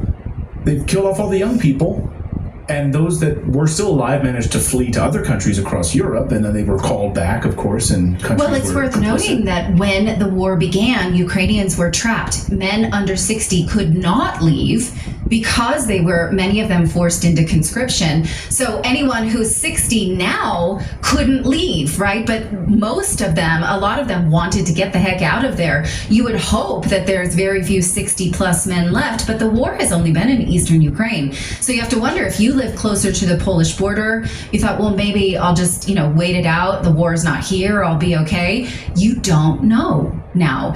And Vice President J.D. Vance confronted Zelensky in the Oval Office saying, you're taking people off the streets and throwing them into the army. And Zelensky said, yeah, but you don't understand our problems. So he did not refute this. It's true that this is happening. You would think that anyone 61 would say, you can't kidnap me. I'm not eligible. Now they no longer have that excuse. So how do we know, right, who is voluntarily going into the military and who is not? So, ladies and gentlemen, our bodies are under attack, and not just from the air we breathe or the food we eat. We're being exposed to mRNA technology injected into our food supplies, spreading through shedding, now 5G radiation, saturating our environments with frequencies we still don't fully understand. These threats disrupt our biology at a cellular level, weakening immunity, inflaming our systems, damaging our gut, the control center of our health. That's why we take Kimchi 1 from Bright Core Nutrition. They're fantastic. Each capsule is packed with over 900 strains of probiotics, live enzymes, and antioxidants to flush out the toxins in your body, rebuild gut balance, and fortify your immune system against the daily assault. A stronger gut means better resistance. And right now you get 25% off by using the code REDACTED. If you go to mybrightcore.com/redacted, use the code REDACTED when you go to mybrightcore.com/redacted. Or for the best deal, call them. If you call them, you get 50% off and free shipping. Even a free bottle of vitamin D3 with your order. Call 888-404-6312 to get up to 50% off and free shipping for their best deal yet. Detox your body, rebuild your gut, take your health in your own hands starting today. Let me see. Zelensky is not human. Tom Mohnbrand says Zelensky is not human. Yeah. That was my first comment when I saw that article, was like, oh, so now they're going to start conscripting old men off the streets too. I mean, that was the very first thing I thought was when I looked at that. I was like, I don't know what that's supposed to be, but I know what it's going to look like. Price of Liberty Eternal Vigilance in our chats says even our founders said the militia should not have only have men no older than 44 years old. Is that true? Yeah, not older than 44 years old. I mean, think about having to extend because you've literally wiped out all these generations of men. They don't have anyone, so now we're going to reach up into the 60s and they're going to want to go and fight for what? What are they fighting for, by the way? As another person in our chat points out, Zelensky and NATO will never beat Russia, Gregory Satkaka says in our chat. Pandora says Zelensky is a professional clown. Palsy says, in Zelensky's own words, I want Ukraine to be big Israel. That's what we're seeing, a bigger Israel. Yeah. So anyway, let us know your thing. It's unbelievable though. Like, who's going to train these people? How are you going to train 60-year-olds, over 60-year-olds? They don't get training. The Ukrainian army that is forced conscripted.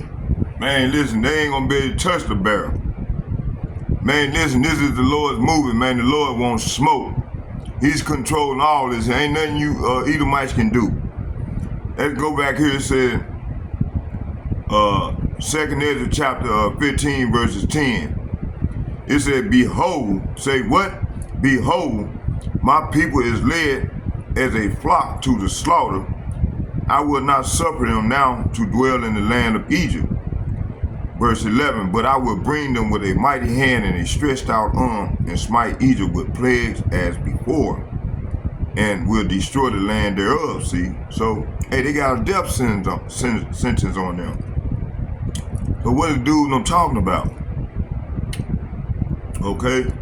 So, Israel, the so-called blacks, Latinos, and Native Americans are being misled, into traps through politics, religion, entertainment, and social pressures. Okay? That's why a lot of these people crashing out right now. They want you chipped. That's that Revelation 13:16, right? They want your kids indoctrinated, these programs, etc., and agendas, and also 2025 through 2030 agenda are designed to slaughter the sheep of Yahawah, Bahasham Yahawashi. But Yahawah says he will deliver his elect. Yahawah Bahasham Yahawashi is coming, man, to deliver the elect. Verse 12 and 13. It said, Egypt shall mourn, and the foundation of it shall be smitten with the plagues and punishments that Yahawah Bahasham Yahawashi bring upon it. They that till the ground shall mourn, for their seed shall fail through the blasting of the hail, and with a fearful consolation. Okay? What is this talking about? Okay? So Egypt, aka America, pursuing, let's get Revelation chapter 11, verses 8.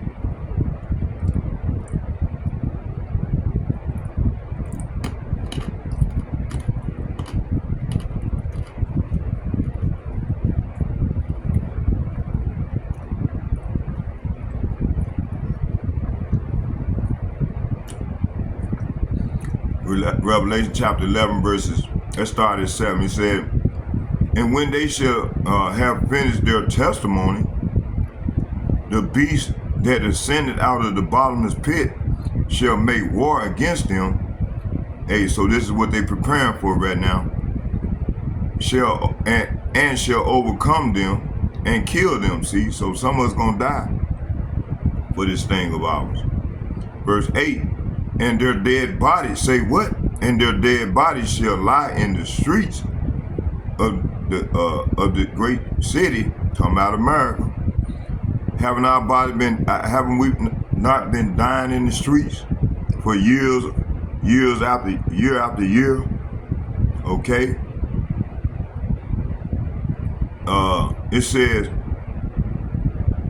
and their dead bodies shall lie in the streets of that great city, which spiritually is called Sodom and Egypt, where also our Lord was crucified. See, how was he crucified? His image. You know, it looks, they got a fake white man, Jesus, claiming to be our power, right? So that's how he was crucified, all right? And amongst other things that these devils do, okay, regarding the Lord.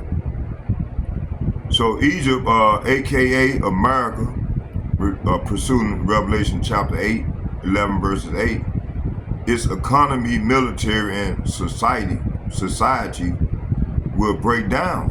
We're seeing this right now with our own eyes, those who can see.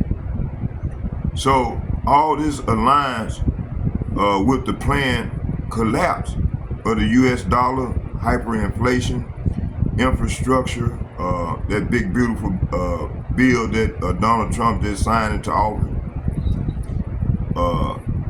destruction and societal chaos by 2025 through 2030. The beast want to build back better, but Yahawah, Bahasham, Yahawashi is bringing fire and mourning. See, let's get Revelation chapter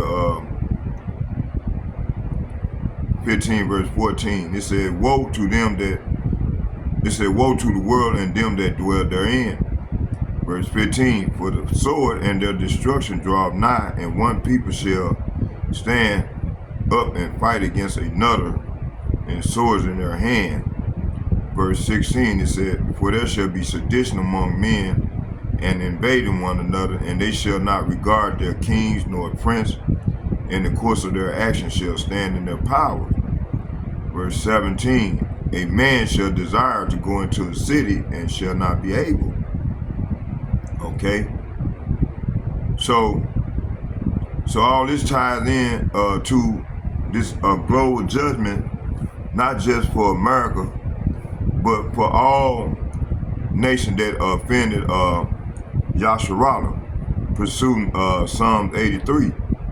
Okay, that's where when you read that whole chapter, then you find out who our enemies are. Okay. But yet you still got these brothers trying to continue to be Muslim. We telling them, man, come out of here. Islam, that's not our rest. Okay? And if you continue to claim to be a Muslim, man, so you're going to fight against the Lord then. The Lord is coming to kill off and take Ishmael in slavery. Okay? But yet you people still want to be Muslim. Okay? It's your final warning. Okay? Let's keep going. That's why they paying now over there in the over there in our land, man. Them Arabs paying. Okay. It said global control. So the global judgment, not just for America. No one is exempt from what's coming. See. So global control via UN governance, climate laws, and AI monitoring is part of the system that Yahawah, Bahasham, Yahawashi will destroy. Woe means death and destruction. It was a prophetic curse. See?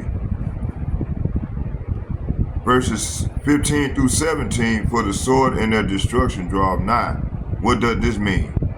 This is talking about civil war, class war, uprisings. People will fight each other, the government, and even their own neighbors, see? So all this tie into we are entering the age of civil unrest, pursuing 2nd Ezra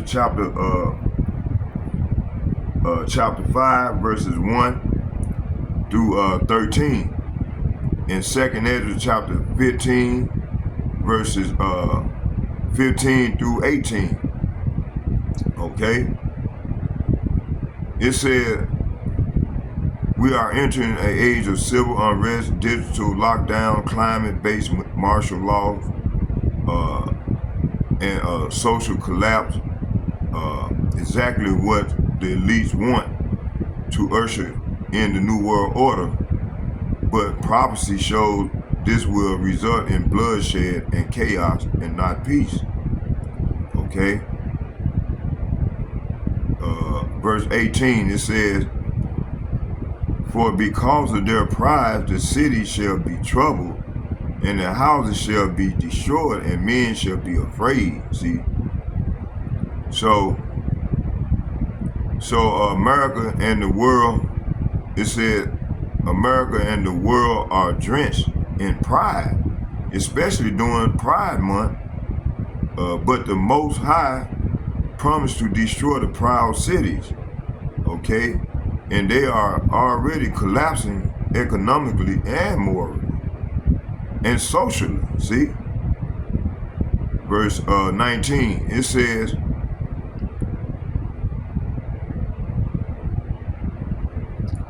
for because of their pride the city shall be troubled, and the houses shall be destroyed, and men shall be afraid. And man shall have no pity upon his neighbor, but shall destroy their houses with the sword, and spoil their goods because of the lack of bread, and for great tribulation. See? So this is what's coming, man. So a man shall have no pity on his neighbor. So famine and lawlessness will turn people into beasts. No food, no mercy. So by 2020, we already in 2025 through 2030, famine will be widespread, engineered, and by design. The elites will say, take a chip for food, but many will resist, and this will spark riots, looting, and cannibalism, as also prophesied in Leviticus chapter 26, verse 29. Let's get that.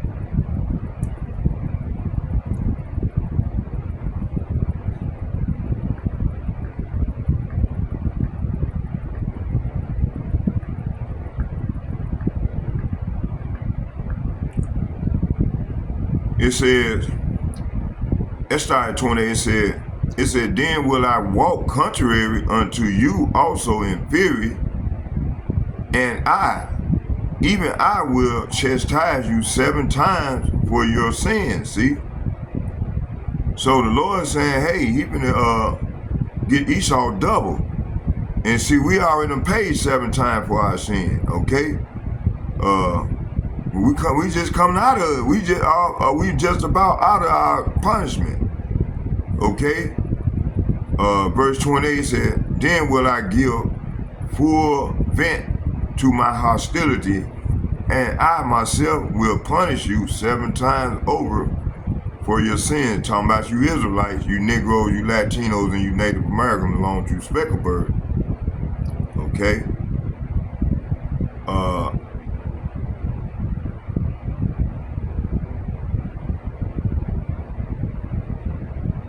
Verse 29, it said, and ye shall eat the flesh of your sons, and the flesh of your daughters shall ye eat. See, it's gonna be so fucked up out here, people gonna be eating their kids and shit. It said, then you will eat the flesh of your own sons and daughters. See? So by 2025 through 2030, famine will be widespread, engineered by design. The elites will say, take the chip for food, but many will resist, and this will spark riots, looting, and cannibalism, as also prophesied in Leviticus chapter 26, verse 29. Okay, let's get 20. It says 19. He said, a man shall have no pity upon his neighbor, but shall destroy their houses with the sword, and spoil their goods because of lack of bread, and for the great tribulation. Behold, saith Yahawah, Bahasham, Yahawashi, I will call together all the kings of the earth to reverence me, which are from the rising of the sun, and from the south, from the east, and Libanus, to turn themselves one against another, and to repay the things that they have done to them. See? So this is saying Yahawah will gather the heathens for war, eventually to fight Yahawashi, pursuing 2nd Ezra, the 13th chapter. That's a beautiful chapter. You know, all you Northern Kingdom brother, I advise y'all, even everybody need to read 2nd Ezra, the 13th chapter. It talks about them us being delivered into that father's ship. Okay. So the military buildup, we see NATO, BRICS, World War III on the horizon, and talk.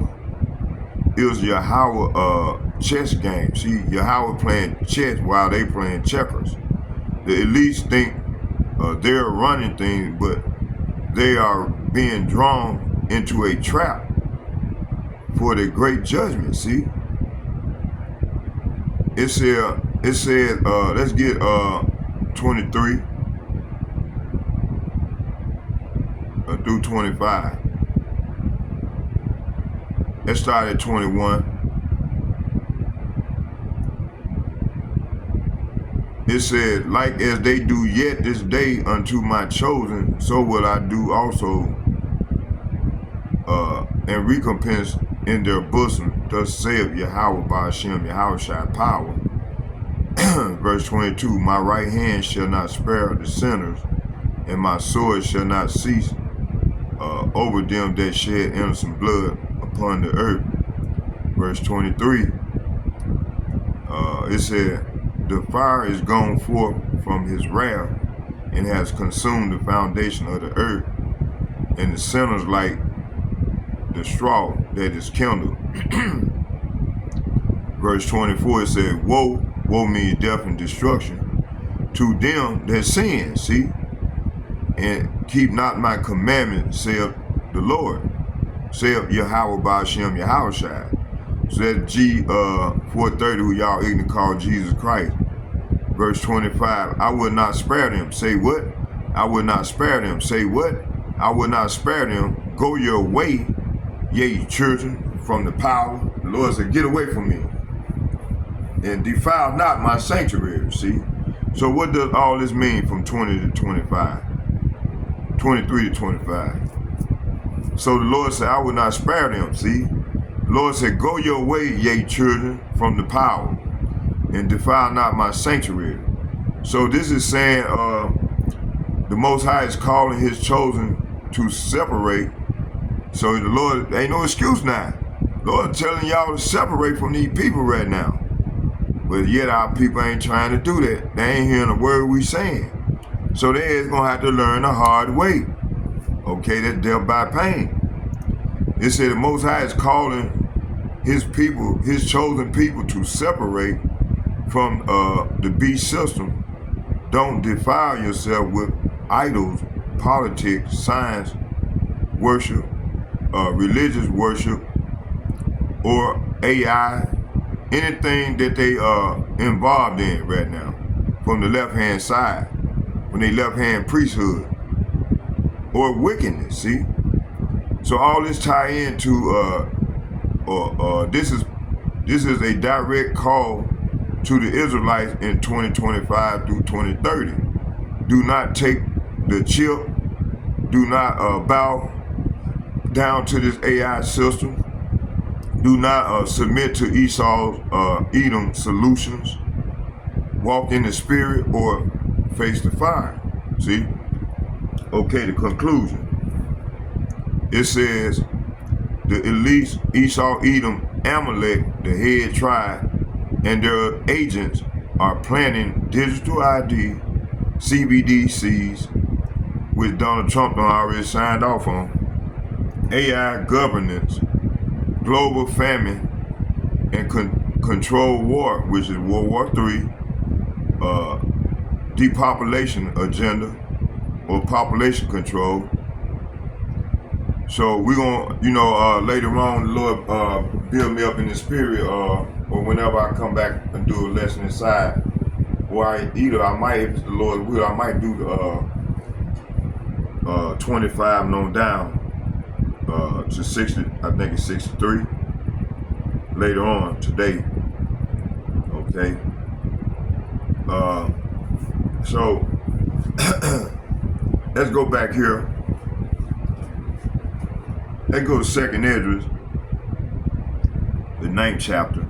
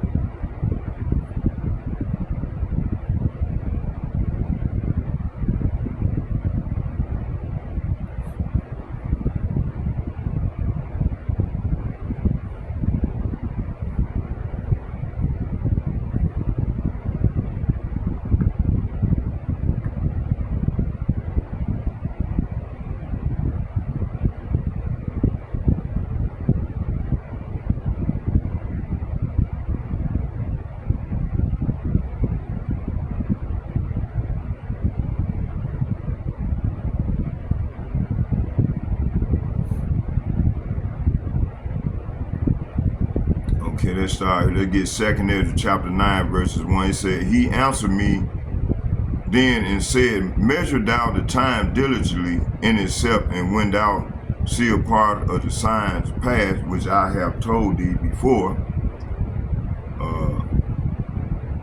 Verse 2, it said, then shalt thou understand that it is the very same time wherein the highest will begin to visit the world which he made. So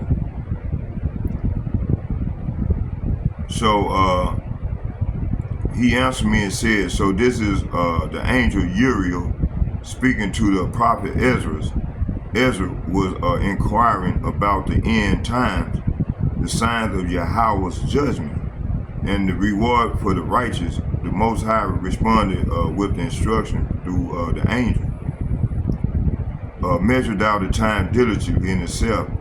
So this is a command to the prophet and to all the believers to be watchful, observant, and aware of the prophet's time, the prophetic time. To measure the time is symbolic of studying prophecies, comparing current events with the scriptures. It implies spiritual discernment and wisdom. Pursuing Ecclesiastes chapter 3 verses 1. To everything there is a season and a time to every purpose under the heaven. See? Let's get Matthew chapter 16 verses 3.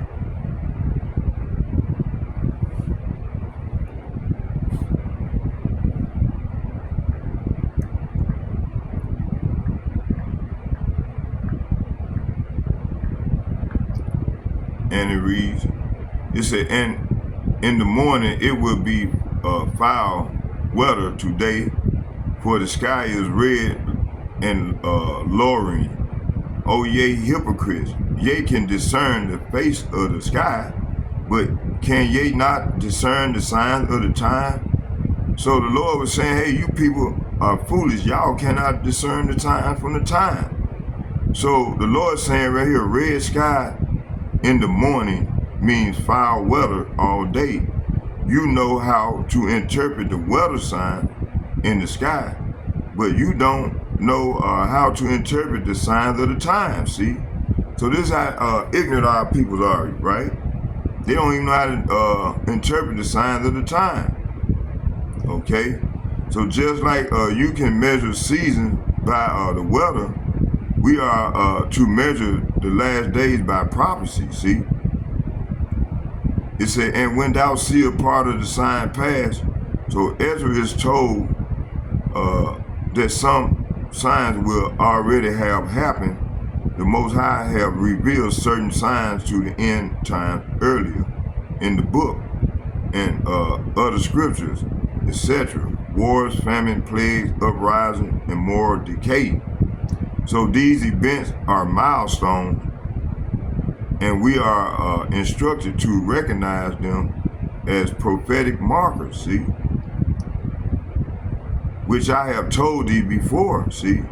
So this is saying, this refers to previous visions Ezra received, especially in 2nd Ezra chapter 5 through 8. It said, 2nd Ezra, the 5th chapter through the 8th chapter. It said, where signs of judgment, societal collapse, and wickedness increasing were described. These are not random events. They are planned and foretold signs of the end of this wicked kingdom, Esau's Edom rulership, and the beginning of Jacob's kingdom. It gets 2nd Ezra chapter 6 verses 9.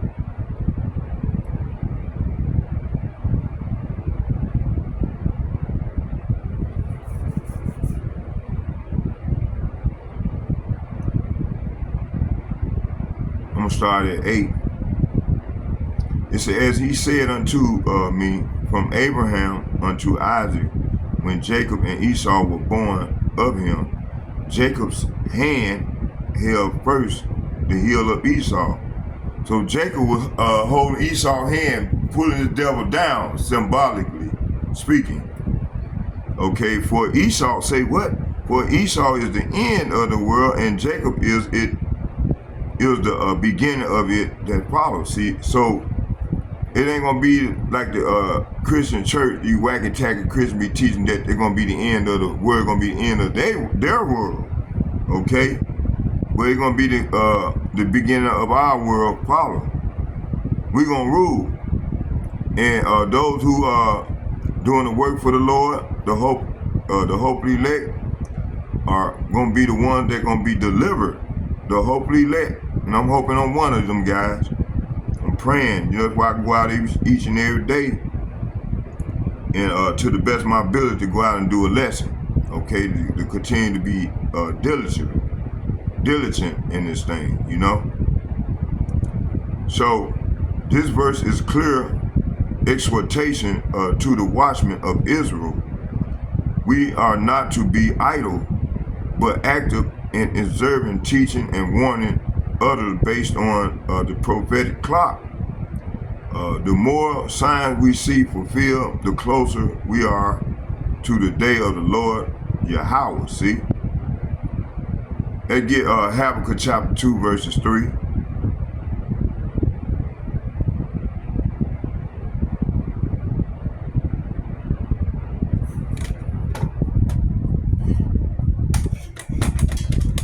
My line. Let's get that line back there. My line right there. Yes, sir. Okay. I said Habakkuk chapter, let me see here, 2.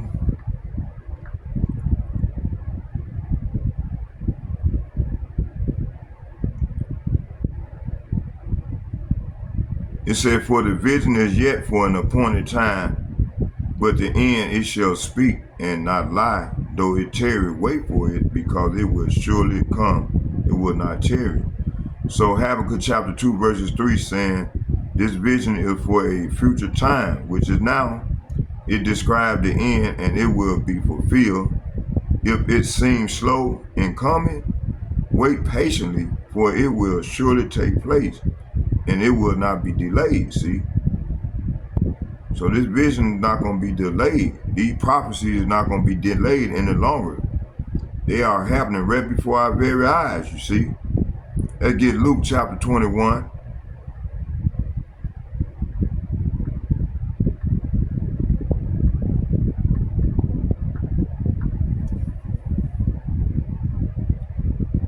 Verses 31.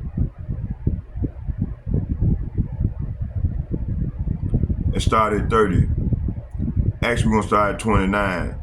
It said, and he spake to them a parable. Behold, the fig tree and all the trees, when they now shoot forth, ye see and know in your own self that a summer is nigh at hand. Verse 31 says, so likewise, yea, when ye see these things come to pass, know ye that the kingdom of power is now at hand. See? So the kingdom of heaven is at hand, y'all. Let's get Romans chapter 13, verse 11.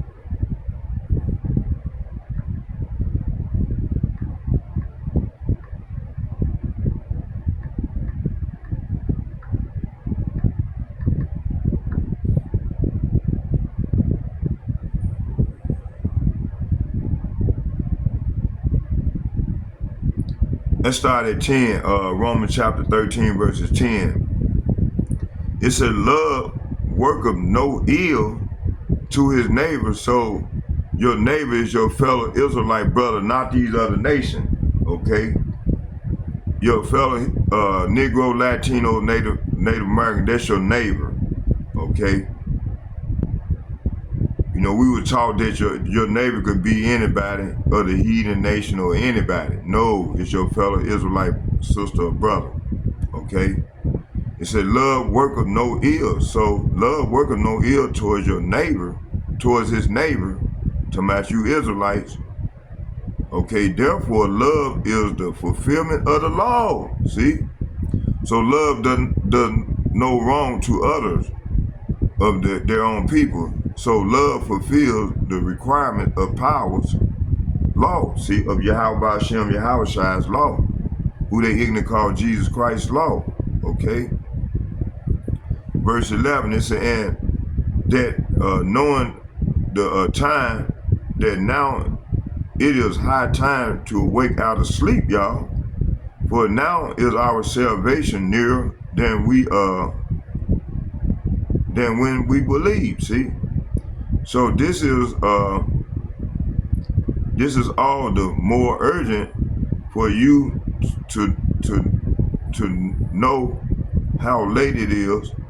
Time is running out. Say what? Time is running out. Wake up.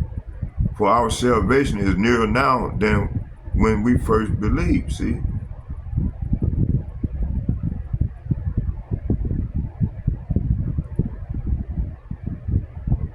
All right, let's get so 2nd Ezra chapter 9 verses 1 is the call to the watch the times, not through worldly news alone, but through the lens of prophecy. The Most High is revealing signs daily: economic collapses, war technology, plagues, rebellion, and we must diligently measure and understand them. Only the elect will be found ready. See, Revelation. I mean, 2nd Ezra chapter 9 verses 2. When thou shalt understand that it is the very same time wherein the highest will begin to visit the world which he made. So then shalt thou understand. So this shows a cause and effect relationship from verses 1. If you measure the time diligently, observe prophecies, say what? Observe prophecies and remain spiritual awake, then you will gain understanding.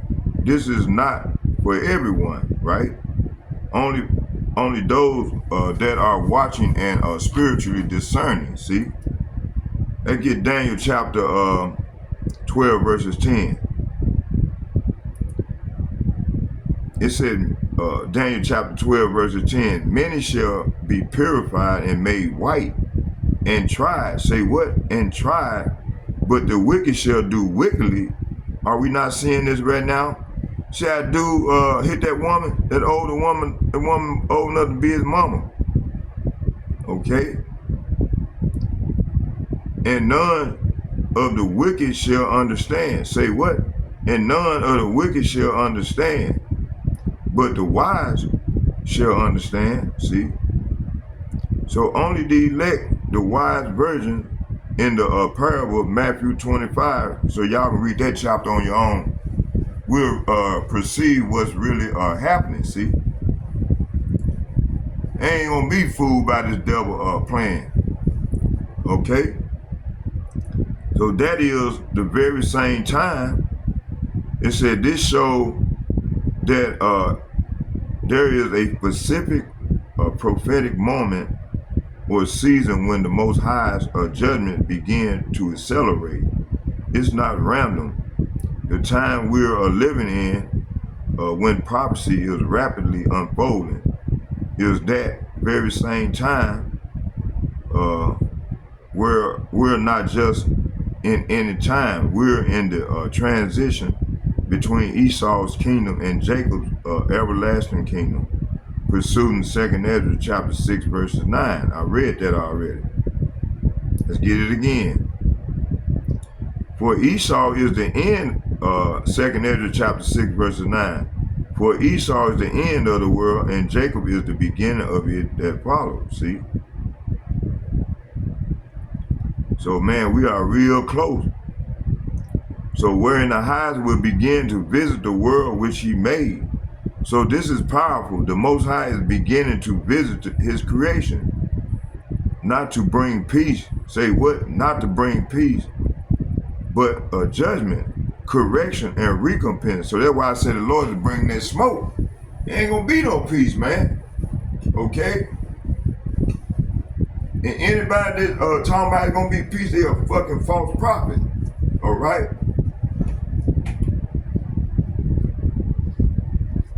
But see, our people don't believe us. They believe these old slick talking ass pastors in these churches and shit. They be want to hear that smooth shit. So these niggas gonna have to learn the hard way. Okay, that's death by pain. All right. Let's keep going. How much time? Okay, let's keep going. I'm gonna try to get ready at 3. So this is powerful. The Most High is beginning to visit his creation, not to bring peace. Say what? Not to bring peace, but judgment, correction, and recompense. So that visit here means inspect as a judge, intervene as a punishment, deliver for the elect, and to destroy the wicked. Let's get Isaiah chapter 26 verses 21.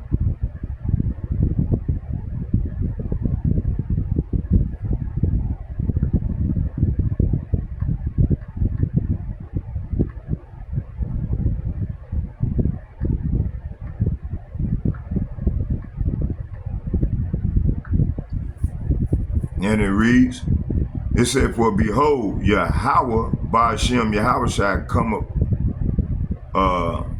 Matter of fact, it started at 20.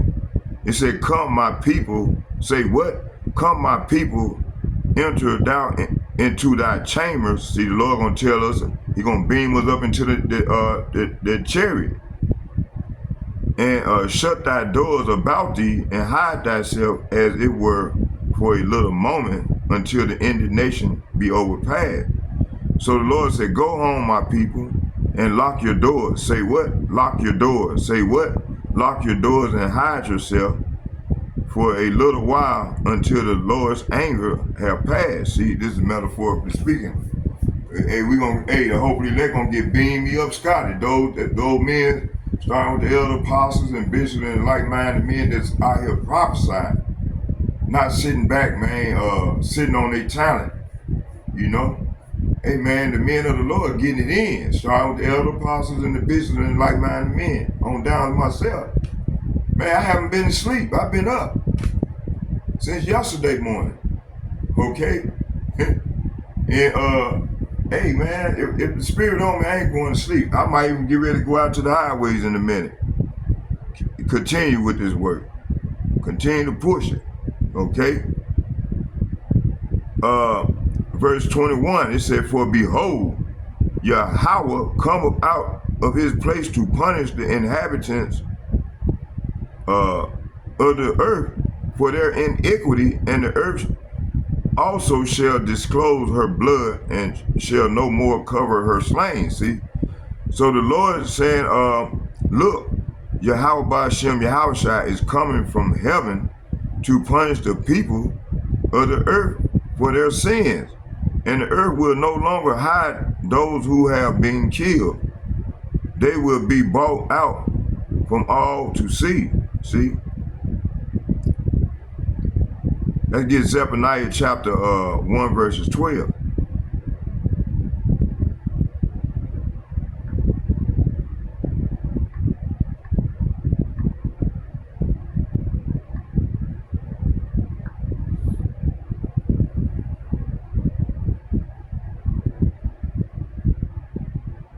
I'm going to start at 10. It said, and it shall come to pass in that day, saith Yahawah, that there shall be a noise of cry. Say what? A noise of cry from the fish gate, and a howling from the second, and a great crashing from the hill. That crash, talking about the economy crashing. And then another thing could be symbolic to them ICBM missiles crashing into the earth, into its targets, okay?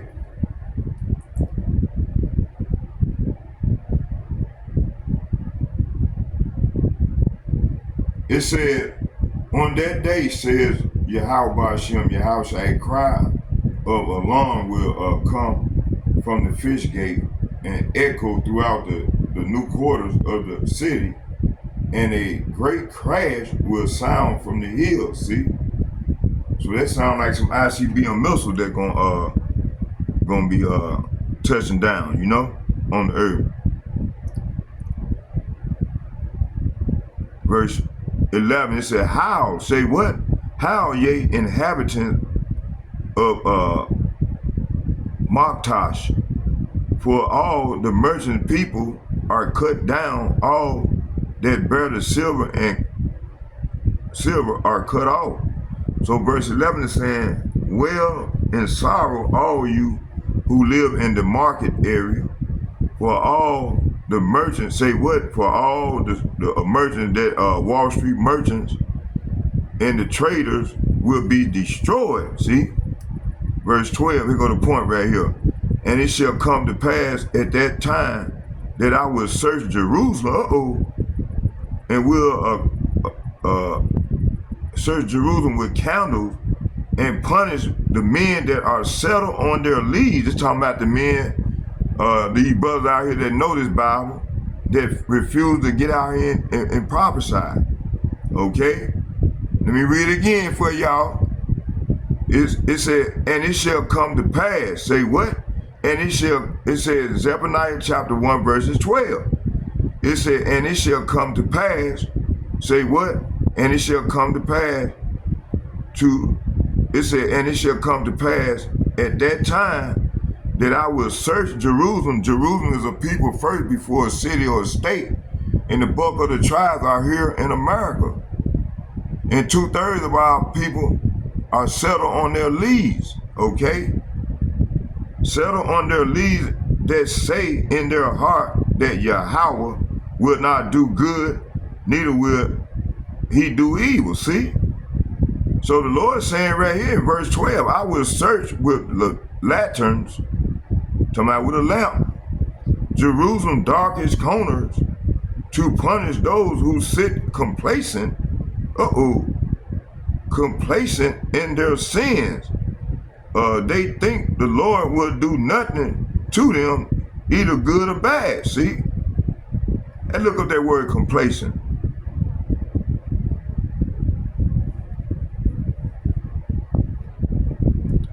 Showing smug, uncritical satisfaction with oneself or one's achievement.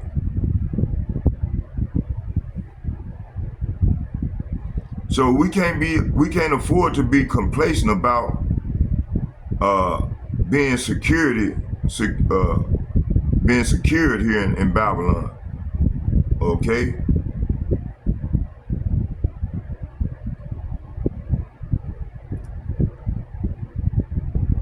Yeah, so let's keep it moving. Let's go back.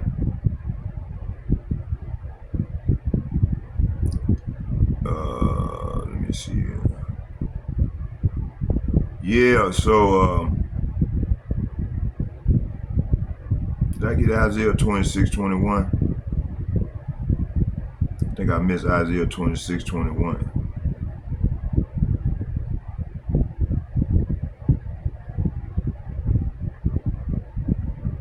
Yeah, we got it. Okay, so the Most High made the earth, but for a long season he allowed the wicked, Esau, Edom, and the heathens to rule it. Pursuing, let's get Job chapter 9 verses 24.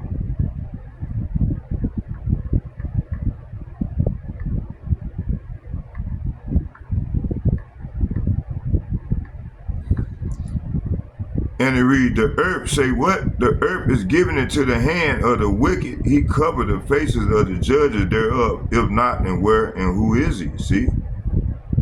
So, hey, this devil, man, is the wicked, man. They the border of wickedness. Pursuing Melech. Matter of fact, let's get that.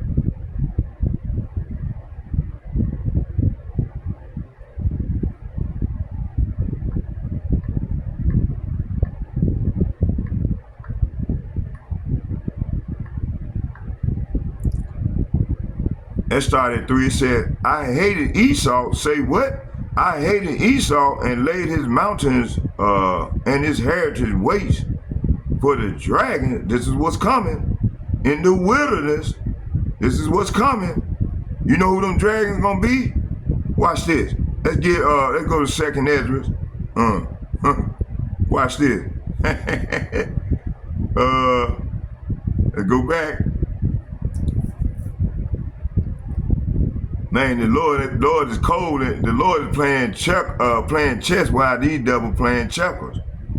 You see, he's setting them up for the kill. Okay? So like we've been saying, it ain't gonna be no peace. The Lord won't smoke. Okay? Our Lord Yahawah, Bahasham, Yahawashi won't smoke, y'all. So repent, Jake. It said, oh,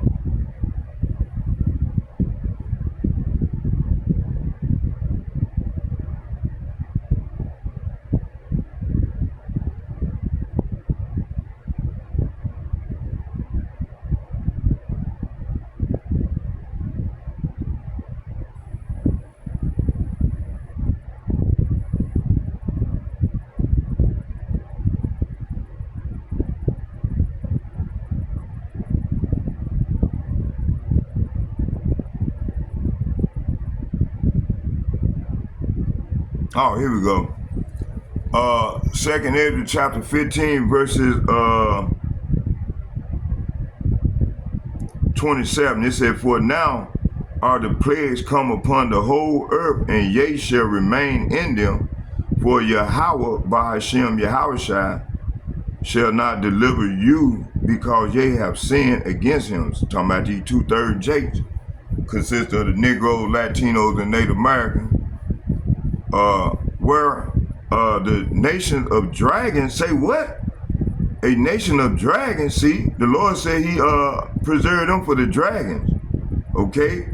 The nation of the dragons of Arabia shall come out with many chariots.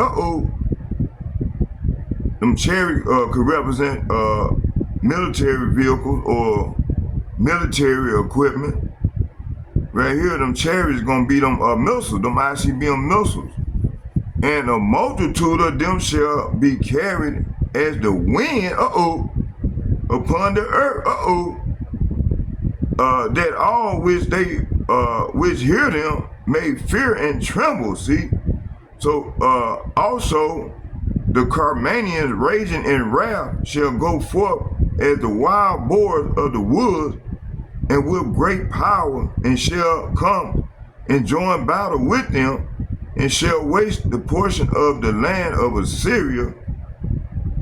Verse 31, and then the dragons, it said, and then shall the dragons have the upper hand and remember their nature, and if they shall turn themselves, conspiring together with great powers to persecute them. Okay. It said then these shall be troubled and keep silent through their power and shall flee. Verse 33, and from the land of the Assyrians shall the enemy besiege them and consume some of them, and in their host shall be fear and dread the strife among their kings. See? It said, behold, the clouds from the east and from the north unto the south, and they are very horrible to look upon. These dragons are very horrible to look upon, full of wrath and storm. They shall smite one another, and they shall smite down a great multitude of the stars upon the earth. Who's the stars? Talking about the Israelites, even their own stars. Okay, and blood shall be from the sword unto the belly. Verse 36. It said, and the dung of the men unto the camel's hole. It said, and there shall be a great fearfulness and trembling upon the earth, and they that see the wrath shall be afraid, and tremble shall come upon them. Verse 38, and then shall there come a great storm from the south and from the north and another part of the west. Verse 39, and strong winds shall arise from the east, and shall open it, and the clouds which he raised up in wrath, and the stars stirred to cause fear toward the east, and the west wind shall be destroyed. Verse 40, it said, the great and mighty clouds shall be puffed up full of wrath, and the stars that they may make all the earth afraid of them that dwell therein, and they shall pour out on every high eminent place and horrible star. Verse 41, fire, hail, and flying swords. Say what?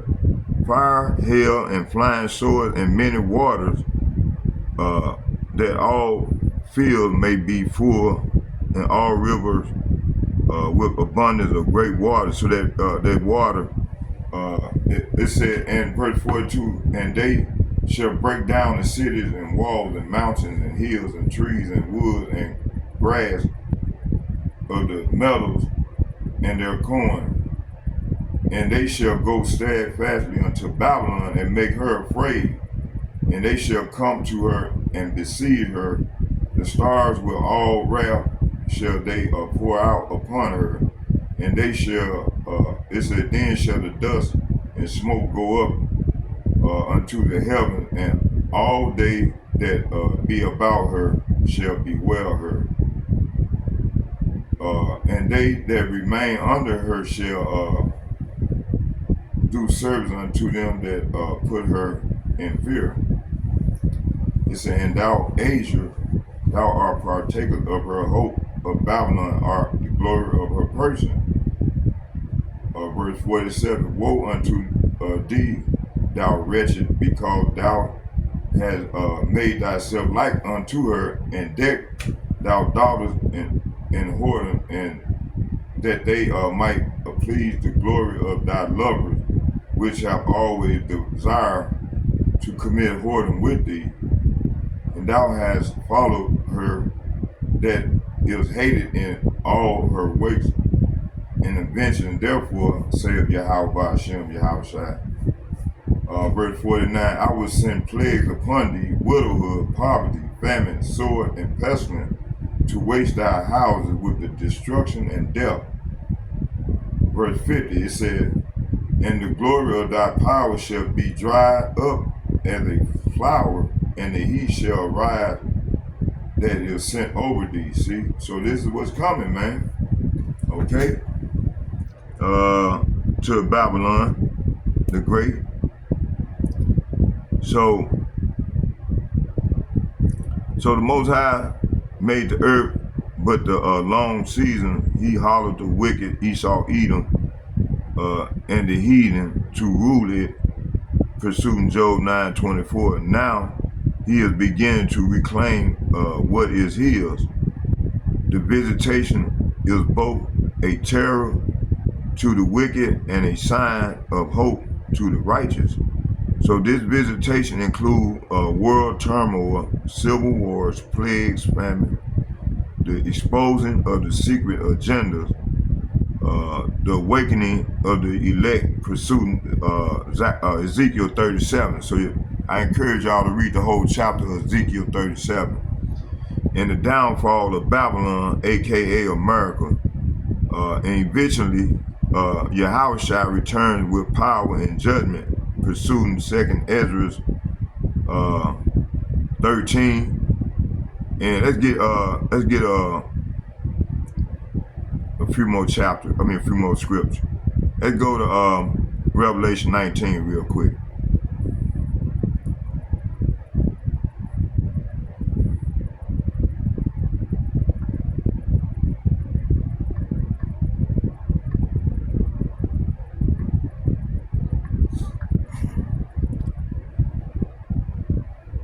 It said, and after these things I heard a great voice of much people in heaven saying, hallelujah, salvation and glory and honor and power unto Yahawah, Bahasham, Yahawashi, our power.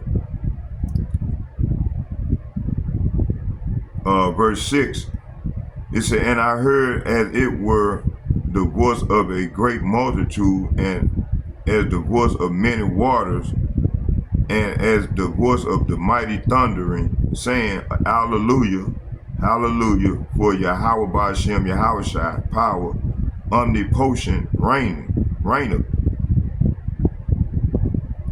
Verse 9, it said, and he said unto me, right, blessed are they which are called unto the marriage, the supper of the Lamb. And he said unto me, these are the true sayings of Yahawah Bahasham Yahawashi. Verse 11, it said, and I saw heaven open, and behold, a white horse, and he that sat upon him was called faithful. Say what? Faithful and true, and in righteousness he doeth judge and make war. See, so the Lord ain't coming back to there ain't finna be no fucking peace. So what are these people talking about, man? You see, it ain't gonna be no peace. Revelation chapter 9 verse 17, and I saw an angel standing in the sun, and he cried with a loud voice, saying, all the fowls that fly in the midst of the heaven, come and gather yourself together unto the supper of Yahawah of the great power, which is Yahawah Bahasham Yahawashi, G430, who y'all ignorant call Jesus Christ. Okay? Verse 19, and I saw the beast and the kings of the earth and their armies gathered together to make war, pursuing second edge of the 13th chapter, and their armies gathered together to make war against him that sat on the horse and against his armies. That word horse represent power, y'all. Okay? So, hey, we're going to leave it right there. And I hope y'all was edified. Let's get a prayer in. Facing the east, Barakatah Yahawah, Barakatah Yahawashi, Barakatah Yahawah, Barakatah Yahawashi. Call law Yahawah Bahasham Yahawashi, Bahasham Rekah Kadash. All heavenly praise and honor and glory go to Yahawah Bahasham Yahawashi, Bahasham Rekah Kadash. Shalom. And second, I'd like to give double shouts and double honor to all the elder apostles and bishops and priests from GMS who rule well. Double shouts and double honor to you veterans. Okay, and third, I would like to say shalom, shalom, shalom to all the like-minded brothers that's doing the work in truth and sincerity. And on down as myself, I like to say shalom, shalom, shalom to you all. And third, I would like to say shalom to the sisters that's coming in truth and sincerity, getting their houses in order, and coming back to their powers and calling on the true name of the Lord. And I done seen a few of y'all. I done seen, hey, shalom to you all, sisters. I'm proud of you. Hey, they coming back. They let us know that, hey, GMS is working. All praise to Yahawah Bahasham Yahawashi. And may he continue to be with us as we go further off into the great tribulation. Shalom, shalom, shalom. Until the next time, if Lord will, I'm going to do a lesson later on today or whatever. So, shalom, I'm out.